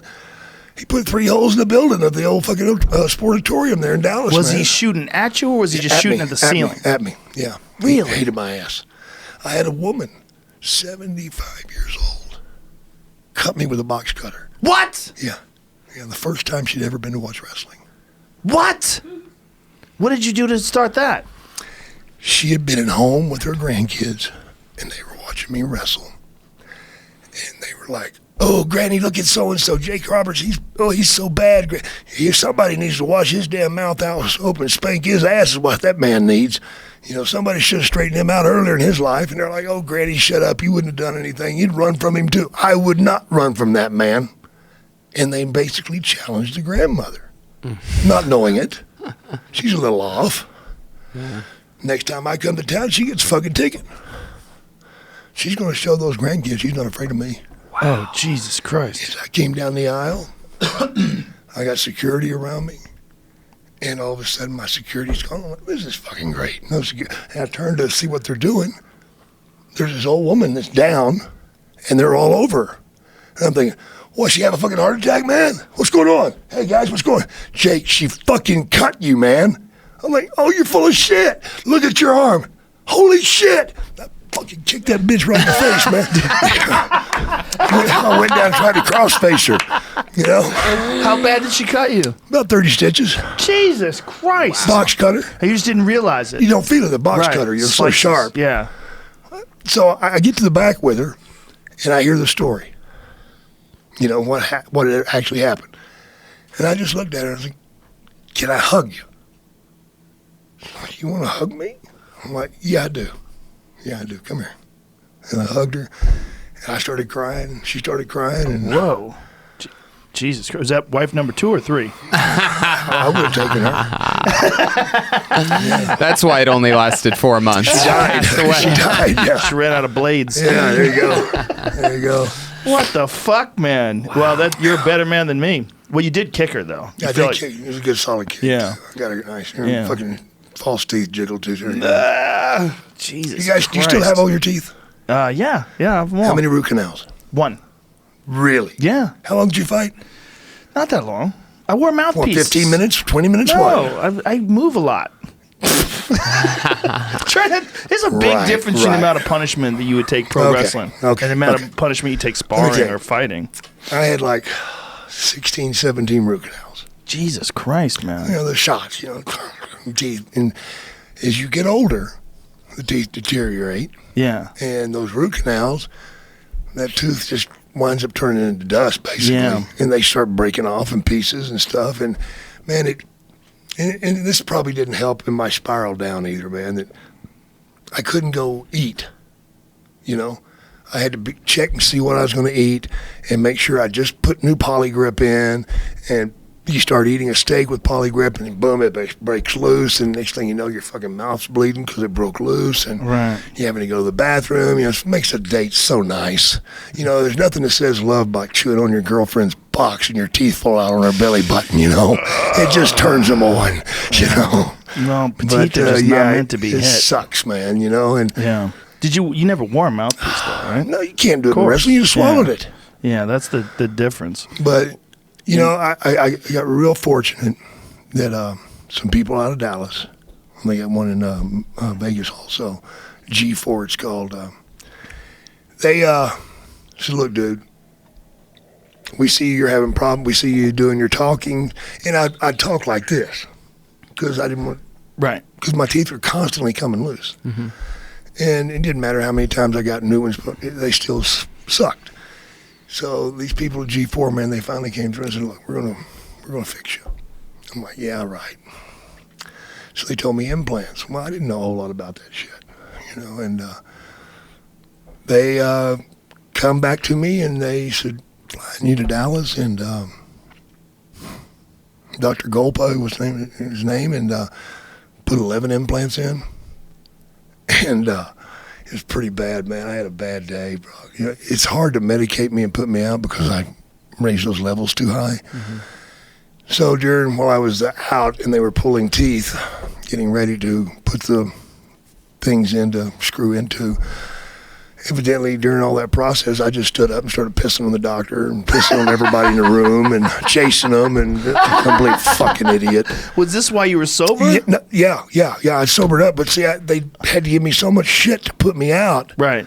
That I keep moving this bullshit going, hey, fuck you, doc, and I'm fucking getting my dick. But I'm saying this is like I'm during sober. your sobriety period. Yes. So this is recently? A year and a half ago, yeah. Jesus Christ. Yeah. They did this for my teeth, man. You imagine being locked in a small room with Jake the Snake. He pulls his dick out, starts pissing on you. You think you got him medicated? You got bars in his teeth. You try to give him some fake teeth. Yeah. What was even nicer was the next day they didn't even hold it against me. Oh, that's sweet. I know. I woke up the next morning. I don't remember them taking me to the hotel and putting me in bed or any of that. Man, I didn't know what the Vaseline on my ass was for. But anyway, no, I was just kidding. But I woke up the next morning, I'm like, whose fucking clothes are these? Because they basically undressed me there and got the piss all off of me and put new clothes on me. I'm like, what the fuck's going on? Did they have to buy clothes for you? Or was there I guess they got somebody, they're at the place, and they dressed me. And wow. I came back the next morning. I haven't been there for 5 hours the day before. And they set me down and said, this won't take but about 15 minutes. I'm like, yeah, right. And they come in there, here's your new teeth, and put them up and screwed them in, man. I could bite a bumper on a car. No shit. No, it's amazing what they can do now, right? It's so unbelievable. If anybody out there is having an issue with their teeth, man, get them fixed. But get them fixed the right way. Yeah. Don't fuck around with getting partial plates and all that bullshit. Go ahead and bite the bullet. It's expensive. No doubt it's expensive. But it changed my whole life, man. That and the guy that did my hair. You know, I mean, bada bing. I wanted hair, you know, because Jake the Snake has hair. Well, Jake the Snake at the end of the line didn't have no fucking hair. It was all gone. And some people in Atlanta, where I was living, Paramount Plastic Surgery and stuff, they said, look, we'll give you a head of hair, man. You know why? Well, you're Jake the Snake, man. We love you. And that's like 30, 40 grand, man. I know you love me, but you're going to do that? Really? And that's one of the things in the movie, you know, the people come up with money from my shoulder. Oh my God, I cry so hard at that part of that movie. When you guys are expecting, like, I'm hoping that we raised a little something. $7,000 in a night. Yeah, well, no, it was $17,000 in the 24-hour span, which more than paid for my. I almost had enough to get a tit job, which I was going to have them put on my back. You know, that way you'd have something to play with. What did you have to get done to your shoulder? Was it a labrum tear? Or no, it was rotator cuff? bone spurs. Bone spurs. So I you had to go in there and scope it? Three bone spurs, and one of the spurs was over 2 inches long. Good you know? Lord. And here's the great news. I think I've got it back. You got a spur back? I can move my arm and I can feel that fucking thing in there go across the muscle. Oh, God. It's like, are you fucking kidding me? But, you know. You sure? Yeah. And did you get an MRI? Not yet, but I felt it before. It might just be the biceps tendon I hope so. Torn off. But what I'm getting at here and is like the number of people that reached out to me and did shit for me that didn't have to. People I didn't even know. And it just blows me away. Well, just think about how many people you touched over your entire career and how many people ran away from home. Yeah. The Macho Man got bit. And it's crazy because back then, everybody's like, this is the scariest guy. We hate this guy. Boo this guy. And then it's like years later, they realize, whoa, that guy moved me. Like, it's like originally everybody was afraid of you or hated you. But it's like, it's all in retrospect when they realize, holy shit, this guy, I can help this guy. Man. He earned it from me. He deserves it. This guy changed my life. Blah, blah, blah, blah. Like, the scene in the movie when it's unexpected and the guys are in the ring and they play the music and you start walking out with the bag and a snake in it. Yeah. That's pretty incredible. It was a horror. It was after all the shit that you had been through with your sobriety. And all the shit that I'd stirred up while I was a drunk. Yeah. You know, because, I mean, it amazes me how many people have forgiven me for the things that I said or did when I was under the influence, man. Because let me tell you something. There is nothing more vile than a drunk, addicted, hating motherfucker, you know, like I was. And did not mind going after Vince or anybody else. You know, I hated life. Yeah. So I wanted to hate you too. And I don't give a fuck if you hate me, you know. And guess what? I hate me more than you can hate me. What a loser you are. You can't even hate me much. You know, I mean, that's what amazed me.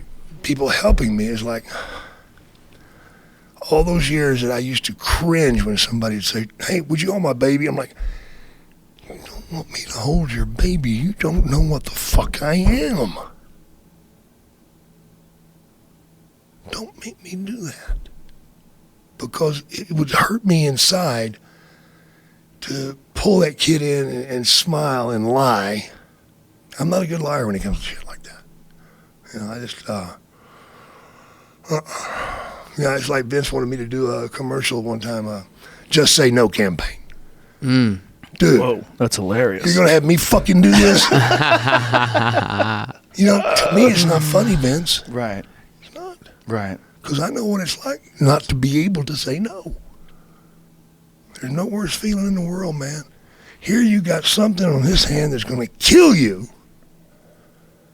Or you got life over here and there's green pastures and all this happy, and you're going to have a good relationship with a woman if you just fucking, I'm going to take the poisonous tree. You know what's ironic is that your movie, your film, your story, and who you are right now is one of the best Just Say No commercials they could ever do. Yeah, maybe.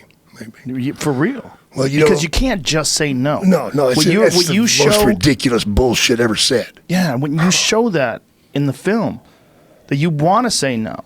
I mean, this is one of the more powerful things about that film is not just that you succeeded, but that you tried and failed several times until you succeeded, and you detailed all of it, all the warts and all, every single step of the way. Yeah, I mean, we didn't.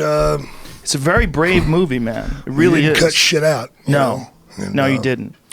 That was tough, but now I'm getting to do the right thing, and for me, I'm doing this comedy thing now. It's not really comedy. I just go out and tell road stories and shit. You know, like a couple of stories I told like Roddy you with used Macho. to do, right? Yeah, with Macho. Like I just told you with Macho. I do the same stuff in buildings. But I've wrestled for 36 years. So I've got about 10 shows to do. And I'm still on the first one. Wow. Going all around with it. And I've been doing it for 2.5 years now. But now I'm enjoying it so much. Not because I'm making people laugh. Because I'm getting to connect with people that are needing help. When people come to the show, I tell them, hey, give me the icky, man. Afterwards, we'll go find a place and talk. And some of the stories I have, man, make my story sound like a fucking walk in the park, man. I mean, some of the horror stories I've heard, what people are going through and suffering through, and their story, their pain, and their anger. You know, my shit looks weak compared to what these people, and I'm getting to hear this, and I'm getting to help them find the way. And then I get to hear the stories of the success stories. Hey, man, I didn't start getting clean until I heard about you starting to get clean, and I started to try, and hey, guess what, Jake, I got 2 years in now, or I got 4 years in now. Those are great. But the best is the letter from the 6-year-old. It says, you helped my daddy. My daddy loves you, and I love you too, because my daddy lives with me now. Wow. Oh, fuck me, man. Wow. You know, Wow. You can't buy that shit. You can't buy that. So I get what Dallas does, When he helps people, he gets a high off of it. And God bless him, he should get a high off of it. Because he spends a lot of time doing it, bro. A lot of time. And that's the one thing I always thought about Dallas. He may not be the smartest guy in the room, but he's smart enough to know that, and he'll go find that right answer. Whenever he was dealing with me and Scott, he didn't know how to be an addict or what that was about. So what'd he do? He contacted all of his buddies or his ex-buddies that had been through it, and he went and he read and he read and he read. He's self-taught, man. He used to have a problem reading, but he's got it down now. So here's a guy that over-prepares for everything, Yeah. as far as I'm concerned. But Well, that's also why he started DDP yoga, Yeah, right? He absolutely. wanted to figure out a way to heal his body. himself. Yeah. Now he's sharing it. Yeah. Not just sharing it, but promoting it worldwide. Have you ever done it? No, I haven't. incredible. Well, I mean, I did do a little bit of it years ago. I looked up I found a little bit of it on YouTube. I never got the actual program, Dude, but do the program. You can make it as easy as you want, or you can make it as difficult as you want. And that's the beauty of it. Because you could get somebody like Nimble Nuts over here with a he's just- sprained He mangina. won't leave you alone. I don't even understand this. His mangina's warped out of shape. He can't help himself. Oh my like- God! It's like the snake when he tries to find the I Japanese can guy. tell. through the I can toilet tell. He system. just likes playing with round things over there, doesn't he? The knobs. He's stroking the knobs. Unbelievable. But one of the cool things about DDP yoga is, you see all those before and after of the physical transitions of people. But what those pictures don't show is the mental presence smiles. that you get. I mean, I was in Chicago doing gigs a few years ago, and this was after I got to see your movie when it first premiered. I actually think it was David Arquette that got me and because we made friends at the Comedy Store years ago. He got me and my buddies in on. You guys had your premiere on Sunset Boulevard at that. I'll take your word for it. Anyway, and so I had already seen the movie, but Scott wasn't at that, and I don't believe you were there either. And I just make the big ones. yeah, and so I was in Chicago doing a gig, and it's one of those morning radio shows that I didn't want to have to do that Friday morning 6 a.m. pickup, whatever. Right. I'd just flown in.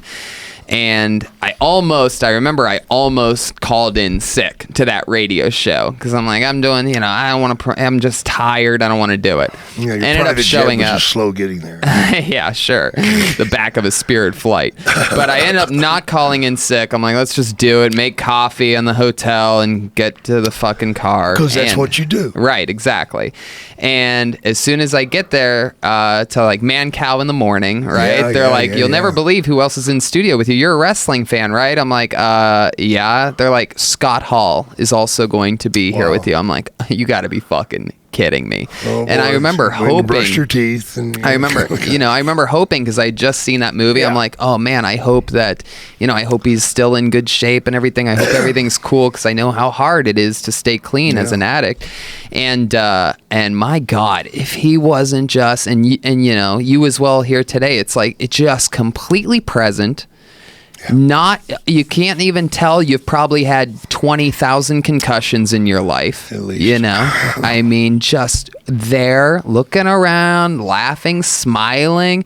My mind was blown that he was as present, if not more, than a lot of the other and available. older, more, pro wrestlers that I had met. You know what I mean? And people that I had met. He was in it. yeah. He was being funny. Yeah. He's reacting. Charged in, yeah. It was unreal. Not just doing the job. Compared to the guy that gets scooted in on that wheelchair that can't walk. And when he's first starting with the chairs, you can hear his bones cracking. Oh, Yeah, when you hurt his hip. It's a wonderful sound. Isn't it? oh man. And it was just... I've had 2 replaced, and the first one sucked. The second one, man, they went through the front. That's the way to go. I went in 7 a.m. At noon, I jerked the covers back, told my daughter, hand me my pants or I'm walking out naked. I put my fucking pants on, put my feet down, and walked straight out. No cane, no nothing. Really? In 5 hours. You can do that? Not supposed to. The doctor was yelling at me as we were leaving the building. What was he saying? You get back back the fuck in there. You know, he was walking because you could trip and blow the whole thing out. Yeah, right? probably. But he was walking on a crosswalk to connect the two buildings, and I'd already went out the bottom, and I was going to the car. He's like beating on the fucking window, like. And this is like a full hip replacement where they sever the top of the femur and they put a new joint. They screw it. You ever seen how they do it? Oh, it's brutal, gnarly bro. fuck, and then they bro. drive it in there. Yeah, there's a goddamn huge bolt that goes in the center of your bone. It goes right through the bone and screws in place, and then you have this new joint. Yeah, the first one I had was brutal because the whole joint had calcified. And it took them 3.5 hours to get it out. Oh, God. And they said they finally went to like bring in the big hammer. You know, they went from the shiny silver hammer to get Claude's fucking sledge out from the truck and bring it on in. Well, you know how cauliflower ear starts, right? Yeah. Do you know what it is? Yeah. The breaking cartilage. The blood. Blood. It's blood. Blood calcifies. So blood becomes a Turns rock. hard. It really turns into a rock. You get that in your nose, Yep. and he had that in his joint. So he basically had rocks in his joint. Completely calcified. That's fucking gnarly. I wrestled for 3 or 4 years like that. Now, I'll show you guys and we can come back and talk about it. What I would do is I couldn't do anything with this hip. No one can hear you, unfortunately, when you do this. And then I would sling it and grab the guy. Yeah. Yeah. I was bending the femur. The femur was going. Wow. So you were putting so much torque in that you were blowing your hip out of socket. So your left hip took the It brunt. wouldn't rotate out of socket, but it would bend the femur bone. Oh, fuck. I did it for the doctor. He's like, oh my God. Because when I first went in to see the doctor, he's like, how'd you get it? And I said, well, I drove. He goes, no, how'd you get to the room? I'm like, I walked. He goes, impossible. I've seen your x-rays. There's no way you can walk. I said, the fuck I can't. And I showed him. He's like, oh my God. And he runs out of the room. I'm like, okay, I know I got cancer. I'm dying. So, That's the difference between a regular person, though, and a guy like you. Like, your tolerance for pain is probably through the fucking roof. You're probably just so accustomed to it. I don't recognize it. Yeah, well, obviously with your arm broken when you wanted to keep wrestling. You don't recognize pain because it's just something that you do. You know, there were times in my career where people are like, stop. I'm like, it's okay. I'm all right. Well, it's a lie because you weren't all right. It's just adrenaline's flowing so much. And you're so jacked on that shit. You know, that's the real drug. It's adrenaline. You all right with that? No, Jamie will show you how to do it. I mean, put your back in this. I think the tension from this spring trap here will save your life. Man. Now, when you're doing these traveling shows, you doing them in comedy clubs? What are you doing? Comedy clubs, bars, hotel, convention rooms, whatever. That's got to be great for you, too, because at the beginning of the film, one of the things that was evident was that you missed the whole excitement of performing. Yeah, it was the high. it was missing from your life. So now you've got that back, but also healthy and way. positive, Yeah. and then also helping people. Absolutely, man. And that's such a joy to help people. But it's, you know, when I first went back, man, because I'd abused myself so much, my memory was shot. I couldn't remember shit, man. And then as I tell one story, a little glimmer will happen over here. And then I'll talk to somebody in the crowd and they'll mention, I'm like, I didn't wrestle that guy. The hell you didn't? You know? And I don't remember wrestling this guy or doing this with that one. And they make me remember stuff. And like I said, now I got like 10 shows waiting. And at first I had to really struggle to get one show together. Did you write them all out? I did in the beginning. Wow. Now I just write, bullet points and I can pull them back up, which is so nice to do, because I was at a point, man, with my speech, I wouldn't finish sentences. I just, Now, I saw in the film you did it with Mick Foley. Are you doing them with Mick on the road? No. I'm doing good ones now. Oh, come on. Mick's great. Okay, you never seen my show, have you? No, not yet. Okay, then shut up and get in the car. Whoa. I can't wait. I got to turn heel I've on your seen ass. Mick. I opened up for Mick a few years ago, and I was You'll amazed. never open for me. And you'll goddamn sure never close for me. How dare you? How dare you, sir? If you were a wrestler, I'd say maybe I can get you on a TV squash match, kid. What's a squash match? That's when you just go in and pummel a guy for 3 minutes and squash him, lay him out on the floor. He doesn't even get to breathe, you know.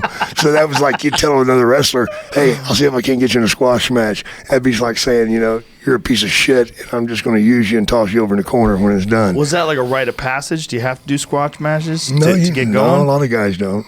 No. We did back in my day, though. They started you at the bottom and you worked your way up. Now you got guys that go to schools for 3 months and they never learn their art. Well, when you go into school to learn wrestling, I mean, this is not something bullshit. that existed. It didn't exist. Is it kind of like school for stand-up? Exactly. Yeah, I think it's exactly like that.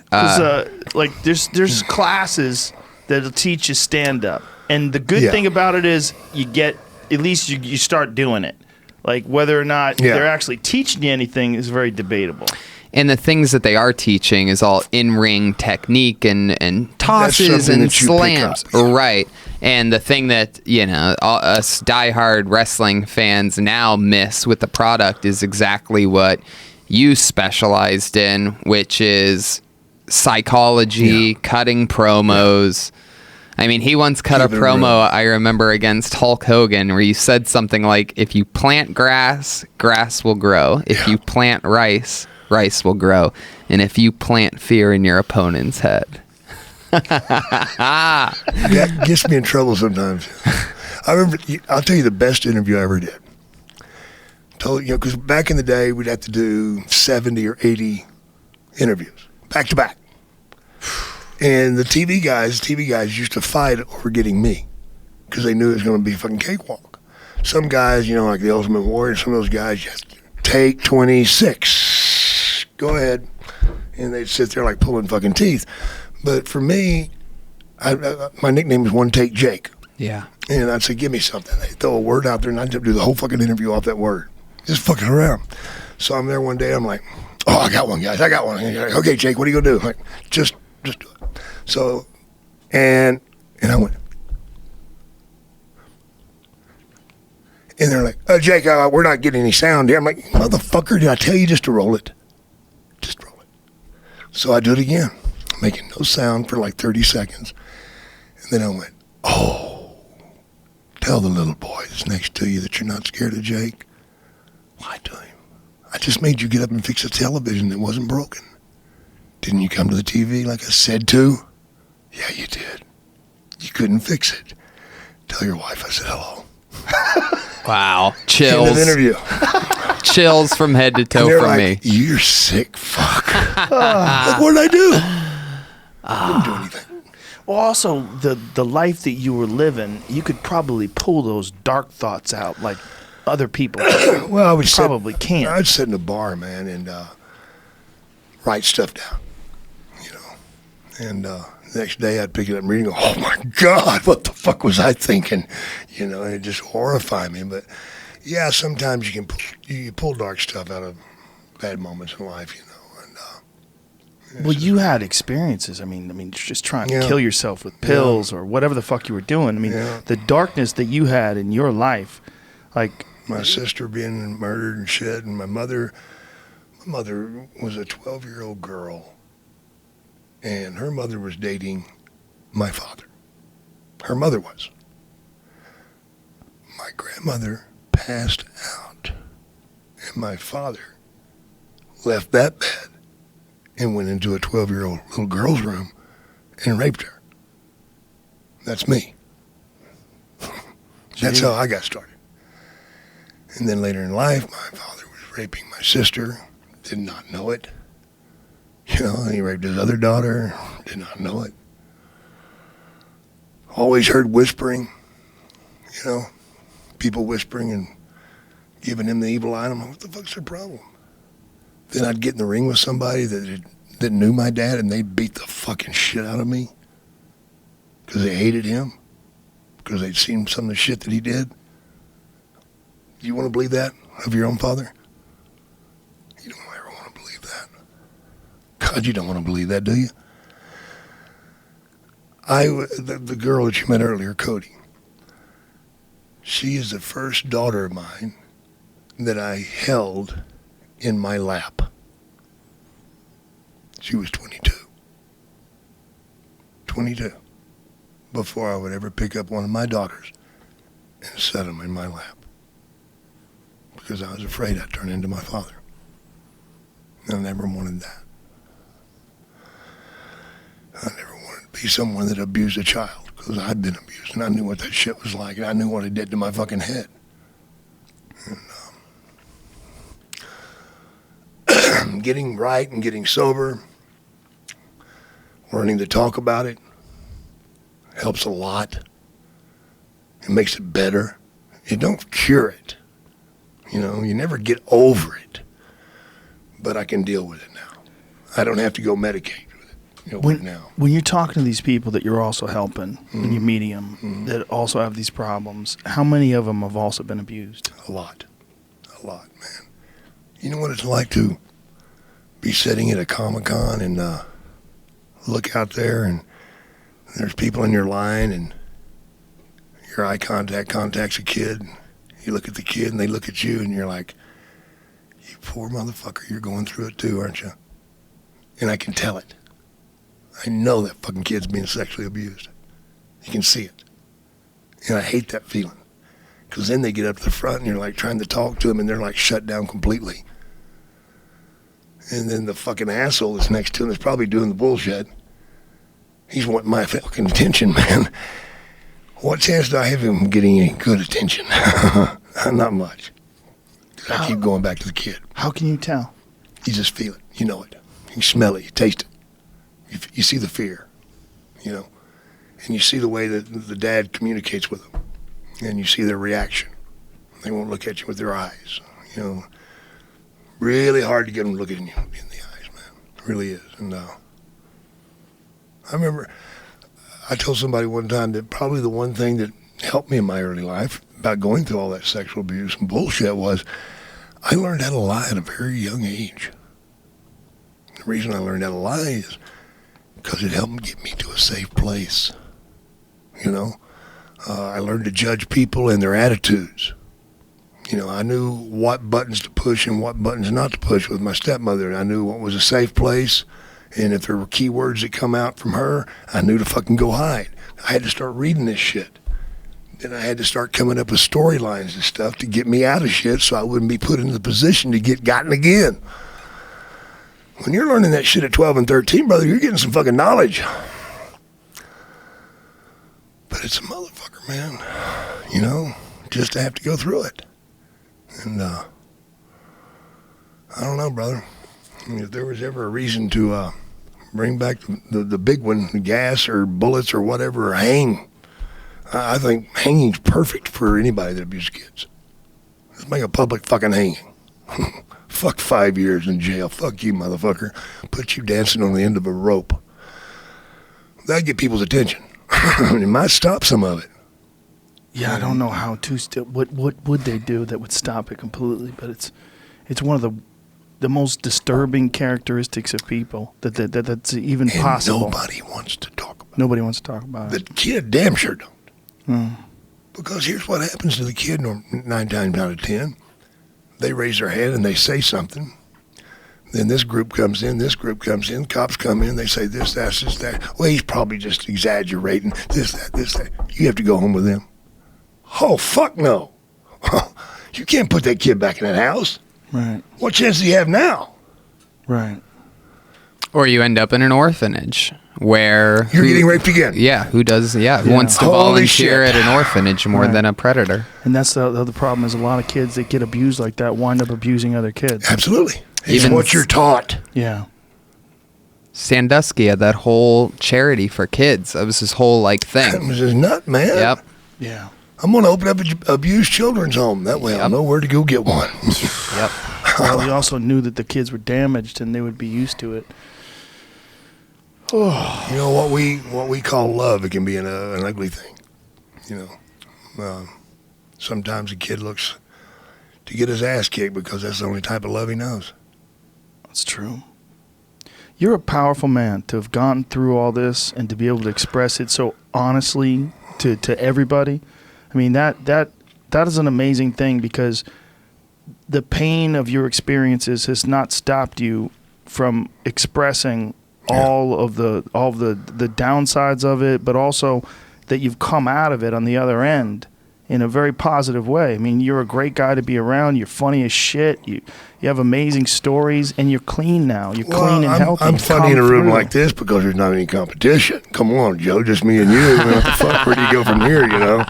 Lapdog 27. No, it's amazing, man. It really is. I just want to help somebody else not feel what I felt. Yeah. Because I don't want them to have to do the things that I did to quit feeling it. Because I'll tell you, man, it's a whole lot easier to pick up cocaine and forget about it than it is to go through counseling, go through this, go through reliving it 25 fucking times.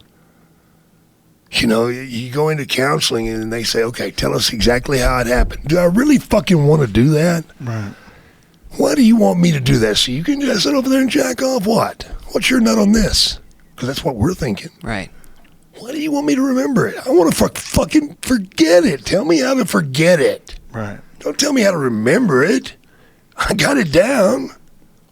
What was ultimately the thing that allowed you to stay clean? When you had faltered 5 or 6 times, whatever it was, what was ultimately the thing that allowed you to get past all this and just to embrace sobriety and being healthy? I think it was just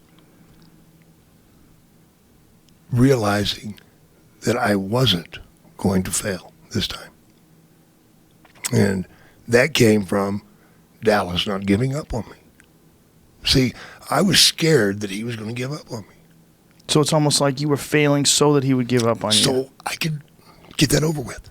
Right. I know it's going to hurt, but goddamn it, I can't deal with this thought of how much it's going to hurt. I'd rather it hurt right now, and you kick me out, and then I can go over here and get something that'll make me forget about this bullshit. So it's always hanging over your head that you're going to fuck up.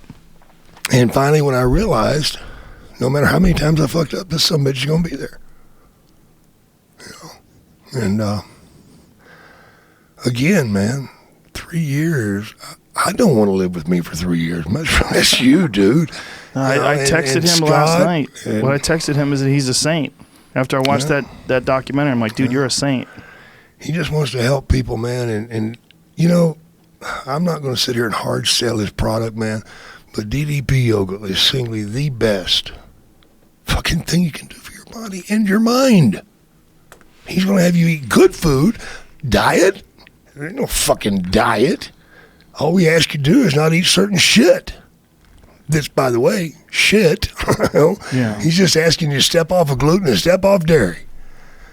Okay, what's the problem with that? Cheese. Okay, you want cheese, you can have cheese. You can have sheep cheese and goat cheese because it don't fuck you up like cow cheese does. Well, if you look at how healthy the guy is in his 60s and how flexible he is and how mobile he is and with I a want a fucked up chick just back. like him.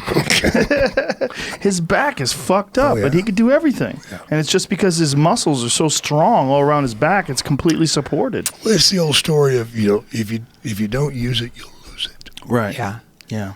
From listening He's never stopped. From listening to him on your podcast, he talked about how he does an extreme 10-minute stretching to start his day, and I've really, really put that into action. This It's fucker stuck picks with up me. stuff from animals.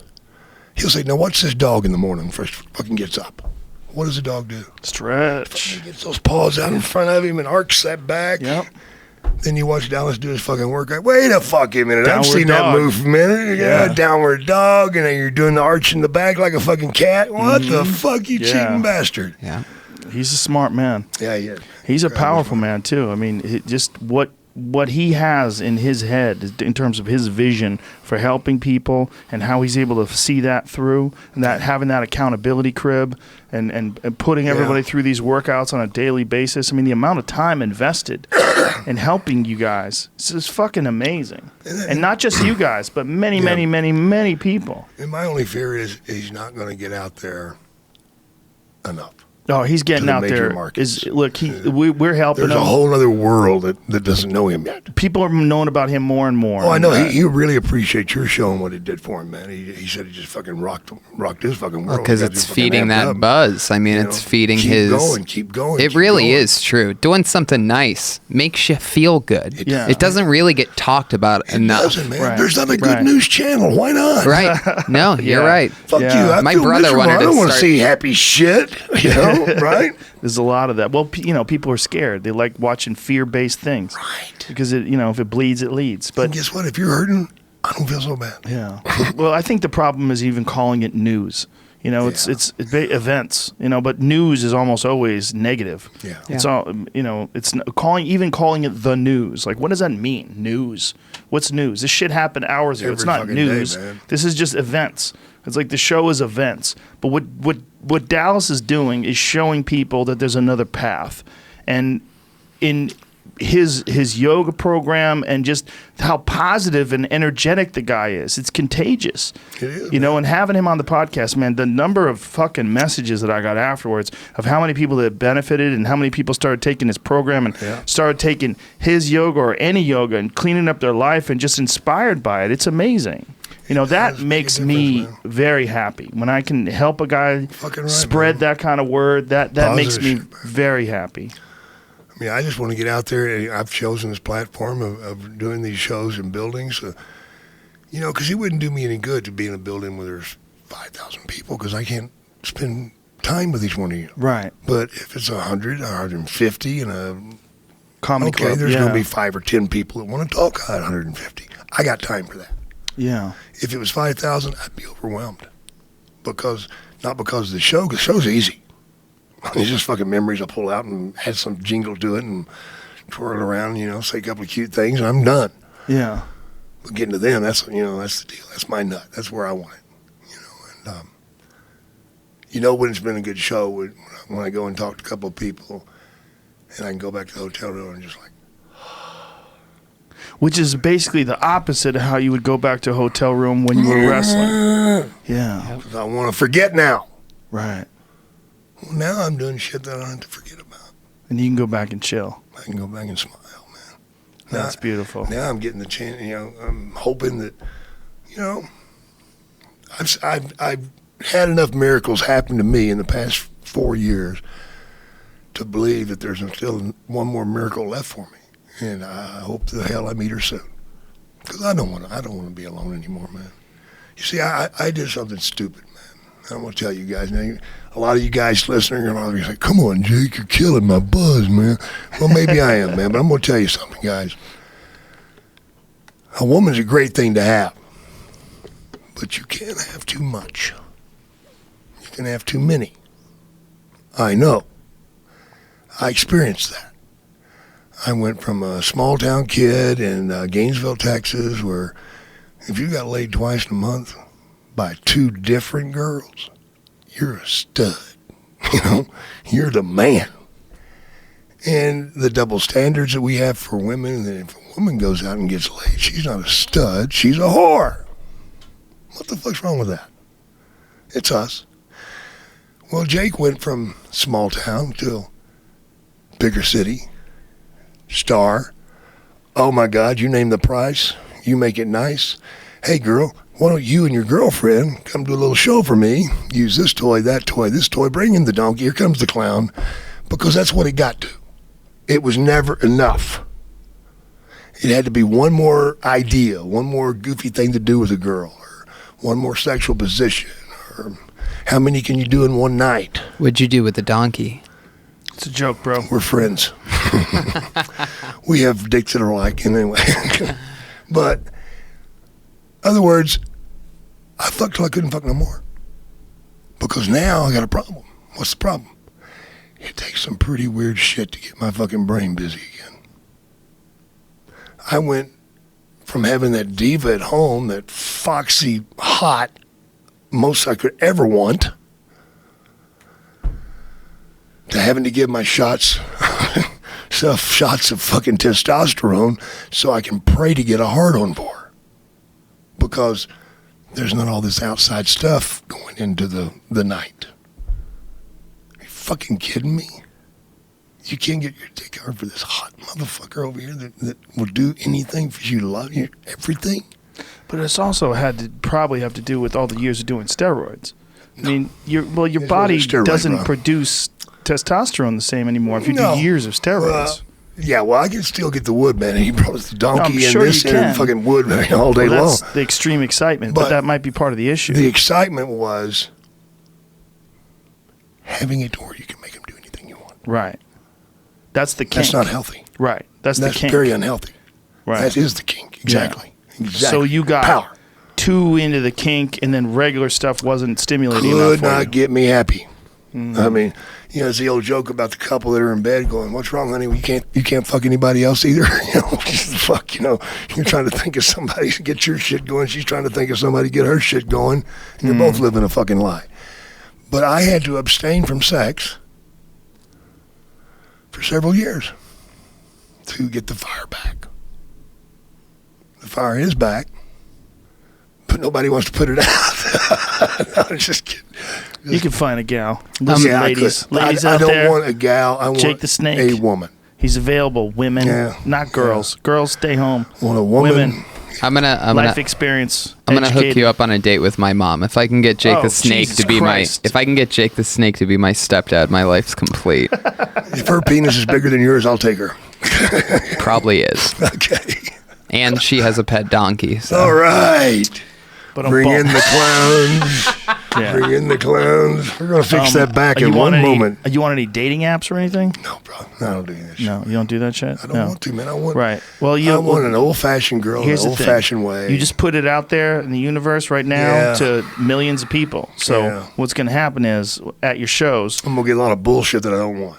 no, there's going to be these gals that think Yeah. I'm the one. They're dolling their hair up right now. Yep. Listening to this You podcast on- right now. There's girls in the mirror right now with a blow dryer and a brush, and they're getting ready for Jake the Snake. You on Instagram? Live You gotta at Nate Zany's in Nashville. you gotta check those DMs. We gotta teach you how to check your inbox. Yeah, do you check your inbox? I don't check an inbox. No. You got to be careful with the ones with the numbers after their names.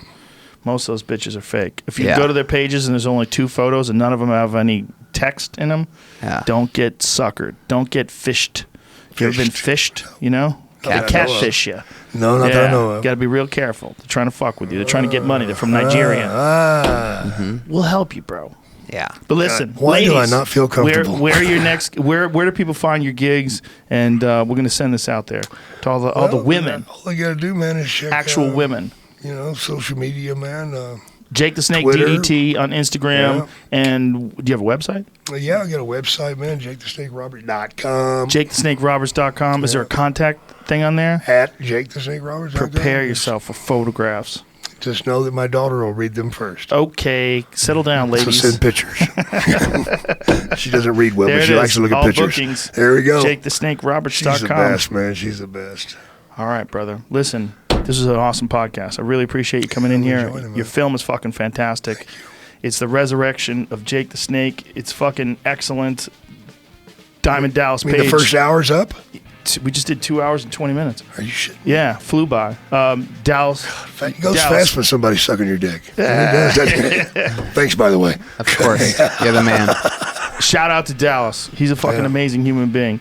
Young Tony Hinchcliffe, tell people where you're going to be next. Dallas, New Year's Eve. I'm going to be in Baltimore. Where are you at? You Addison? At the Improv? I'm doing Hyenas Oh, again. nice. Just did a Okay, cool. bunch of, just did 11 packed shows in Texas, 4 Kill Tonys and 5 stand-up shows, and this week. And we're doing Dallas New Year's Eve. Me and Jeremiah Watkins Beautiful. featuring for me 2 shows in one night. Baltimore at Magoobies at the end of November, and those dates for England are coming up on my website. Probably at the end of this week. Tony Maybe, Hinchcliffe? maybe someday you and I You got to do a can gig be in the together. same town. Oh, And me doing a good show and you have it somewhere else. yeah, absolutely. He's got to Absolutely. end on a positive note. He's a bad This guy, he's got It's a. just how it goes. Yeah, yeah. No, I'd like to hang out with you, man. No, yeah, we I'd will. like some help because I do want to do some movies out there. Remember that? Not just porn. And I have a wrestling podcast I have to get you on. We do it at the Comedy Store. We'll do it, man, because Yeah. I'm trying to get a deal with a club there in Vegas, man, because I'd like to do the whole residency thing and Beautiful. and then have a podcast out live right there at the building. Where Listen, man, we'll help you. I'll help you I'd promote love it. to, man. Fuck yeah, we'll put it on Twitter and Instagram, the whole So, deal. well, y'all need to buy a hotel first and put me into that fucking hotel doing my podcast. Well, again, we're putting You it can out do into it. the universe, ladies and gentlemen. Bring it to Let's us. see where it comes. Thank you, sir. Thank you really so appreciate much, it. Thank so you. much, man. Tony Hinchcliffe, ladies and gentlemen. Thanks.